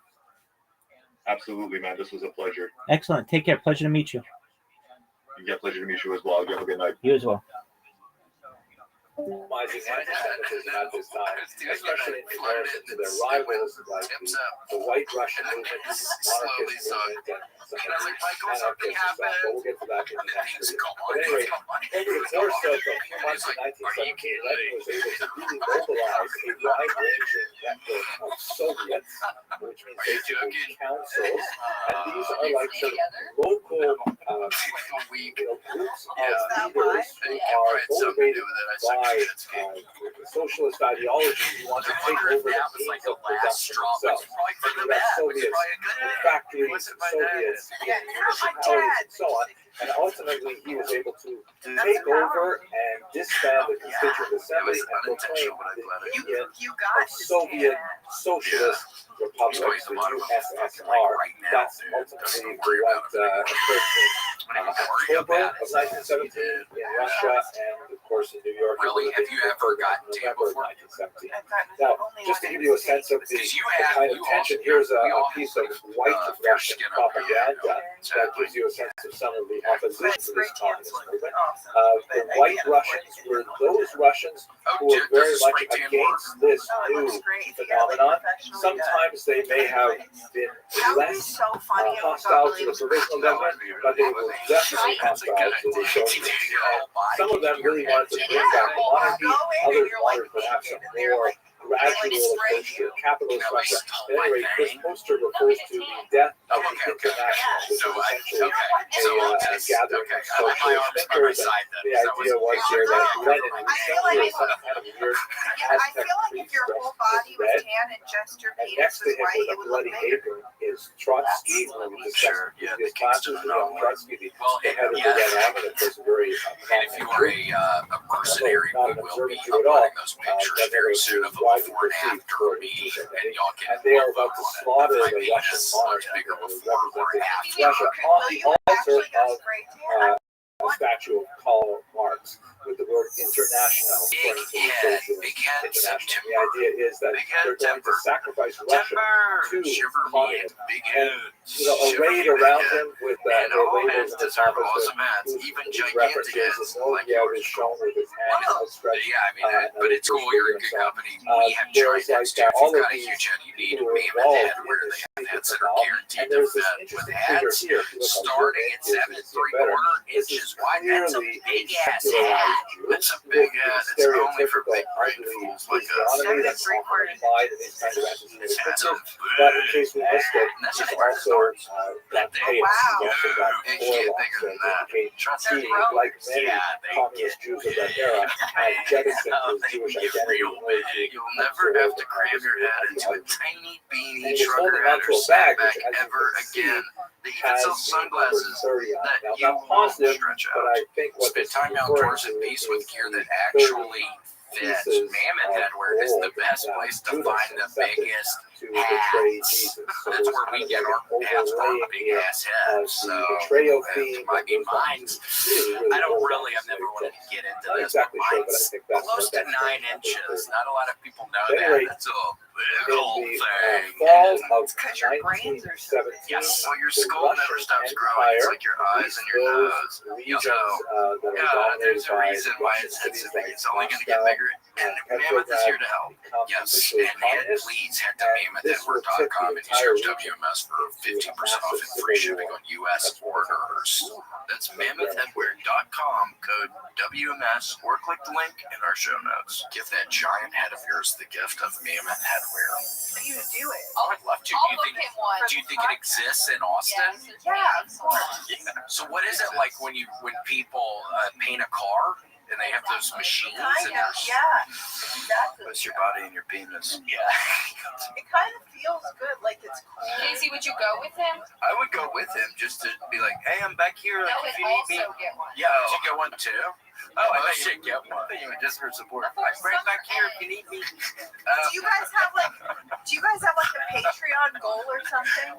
$100,000 a day. Yeah, the goal is 100,000 a day. Okay, that's a lot. But like, well, that's from Grant. That's coming from the top. Grant's the one running this whole fucking thing. A smaller goal, but if you get to that goal, William will get a spray tan. And if we get to a higher goal, then Casey will also. Yes. I like that. Yeah. Set that goal. Let's set it right now. Yeah, what's the goal then? I think we're at, how many do we have right now, Grant? I guess Grant would know. Yeah, since you refuse to look at it. How many members? How many? Yeah, where are we at and what do we need? Like how many Patreons? 105 or something. You got 159 total. If they get to 169, because nice. Yes. Then they'll get spray tan. Yeah, if we could get William will get a spray tan. 200 Casey. 200 Casey's ass. I'm not even a part of this podcast, but I'm excited. Okay, with 169, I get one. 200 Casey's getting one. Yeah, I'm gonna get one. That's a good goal. That's a lofty goal, but I think we can pull this thing off. Yeah, for sure. I mean, again, once we figure out who's infiltrating the different ranks, we got to figure out what is going on there. But once we do, we might 169, 200. Nicole's going to be there. Yeah, Nicole's doing the spray tan. That's part of the deal. Oh, I didn't know that. I'm gonna take pictures and shit. Yeah, yes. That's what I Yeah, right there. That's the other thing is you can put like a sticker on your body so that when they spray, then it just leaves like that little yeah.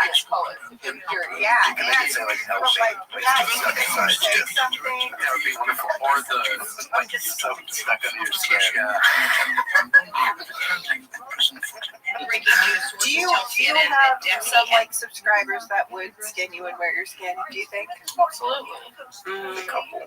Yeah. But like in the sweetest way. Yeah, maybe in a sweet kind of way. If they get to 5,000 subscribers, you can wear William's skin. Maybe Anthony Whiplash Marchinson. Yes, maybe. Yes, 1,000%. I'm gonna Whiplash, man. subscribers. I know. Yeah, if we get to 2,000, you get to wear my skin for a day only. Then we're reattaching it at the hospital the next morning. So you get a day. Oh my gosh, look at that. What is that, a t-shirt? That is someone Skin shirt. This was part of Grant. We talked about how Grant's a big business guy. He actually was on Shark Tank, I think, or they were getting on it. And they had, this is their company, I think. They were doing the t-shirts that look like their skin. Davis Skin. Is that true? Yeah, so you can look. Skinsuits.com. You can look at yourself in the mirror and it looks like your papa's body or something. So you can remember him. Yeah, it looks like the body of a loved one. So you just upload a picture and they mail it to you in 6 to 8 months. Yes. If you could wear anyone's skin, who would it be? Mr. Tyler. Mr. Tyler. Mr. Tyler. Oh, I don't want to talk about that. That's a spicy. Talk about spicy, juicy things. We can't talk about Mr. Tyler. Unfortunately, happens to be really high up on the list. He's so mean. Oh, Mr. Tyler. Yeah, I can't even. I don't know where to Let begin. me in on your secrets. There he is. Let's just say it's Mr. Tyler. Let's just say that's Mr. Tyler, the man I was talking about. That's the skin that you would wear.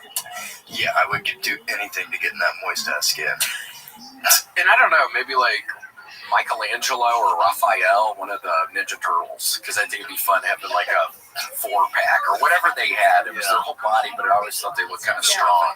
Yeah, you can stand on your legs still. That's smart. Yeah, it'd be bad traveling around on your tummy all day. You had arms and legs. Oh, I made a mistake. What? I know. What about you? Oh, whose skin would I wear? And does this mean you can kind of act like you're actually them and people think you're them, or it's pretty obvious it's somebody else's skin? Yeah. If I could like put Megan Fox's skin on and look like Megan Fox, I would do that. But if it would look like me wearing Megan Fox's skin, that would no. Well, you don't want to do anything with Megan Fox. By the way, you have much better thumbs than Megan Fox. I can't get over Megan Fox's thumbs. Her thumbs are disgusting. What's wrong with Yeah, you don't wanna wear Megan Fox. I swear, your thumbs are far better than Megan Fox's. There's no way her Pull up her thumbs, Gigi. Yeah, please, Gigi. I have fat like sausage fingers. But you don't have those thumbs. But there's nothing like these now. You're about to be blown away. Yeah, you're about What to. are they like Yes. crooked? Are they too long? Tell us, not our place to say. Yeah. I remember TMZ like being weird about her toe. What happened to her? Do you see it now? Oh, it's like she has a very short nail bed. It looks like my middle toe. It looks like my long toe. It does look like a toe. Okay, here's the thing. The only reason that they're like zooming in on it like that is that because that's like the only thing they can find wrong with her. You know? The internet calls me ugly all the time and they don't have to go as far as my thumb. They're just like, what's wrong with her face? I'd rather people being like, what's wrong with her thumb? I would rather people like have to search for like and be like, what's wrong with her thumb? I'd be so flattered if someone was like, what the fuck is wrong with her thumb?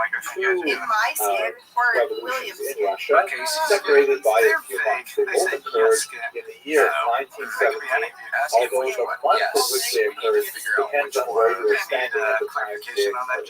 The reason why this is so is because it was only in 1918 that the communists officially adopted the Gregorian calendar that is currently in use in Western Europe and America and so on. Prior to that, they were using the Julian calendar, which does not have the same calculation of leap days. Like in February, we have that leap year. So that meant that quite literally, Russia was 11 days behind the West in their calendar. And so if you look at Russian sources, for example, that were written at the time, they refer to the February Revolution because of Russia being occurred in February. But if you were standing in New York City when the revolution occurred, it would have been in March. So let's just say there was a spring revolution. And it occurred, it began really in Petrograd, more east of story, which gives you a sense of just how tumultuous, how crazy everything was.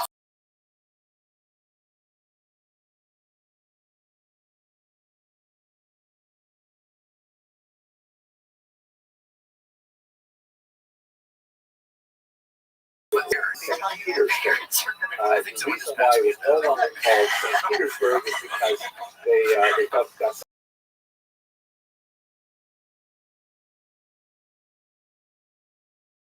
So they wanted to have a Russian sound, but they were fighting with the Germans, so they called it Petrograd. Then, when the communists came to power, they renamed it again because they didn't want to name it after a Tsar. They renamed it Leningrad. Right, Lenin City. And then, of course, after the collapse of the Soviet Union at the end of the 20th century, it was renamed back to its original name, St. Petersburg.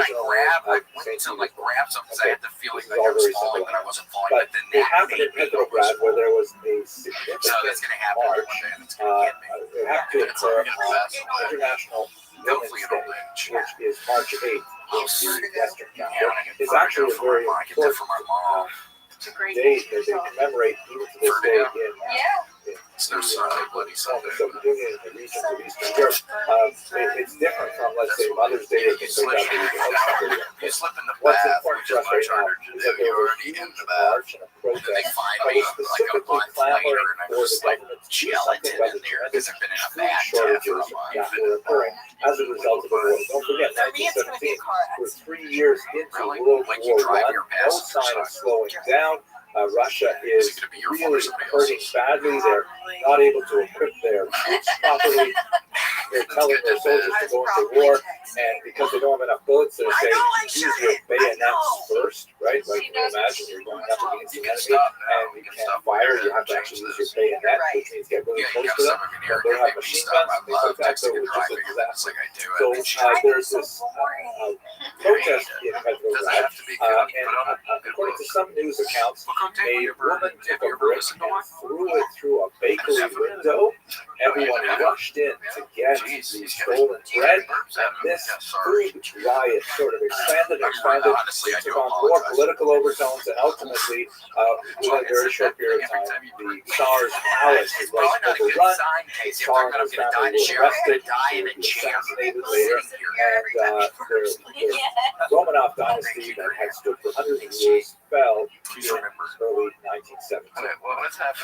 What happens immediately after that is it doesn't become a communist right away. The Russian Empire becomes a sort of provisional democracy, and it's run by this individual, Alexander Kerensky. They call themselves the provisional government, and the whole idea that was that they wanted to establish a modern form of democracy, and they wanted to do it right. They wanted to have massive elections all over the Russian Empire, and they were going to elect a constituent assembly, and this constituent assembly would then, be able to create this democratic federated Russian government.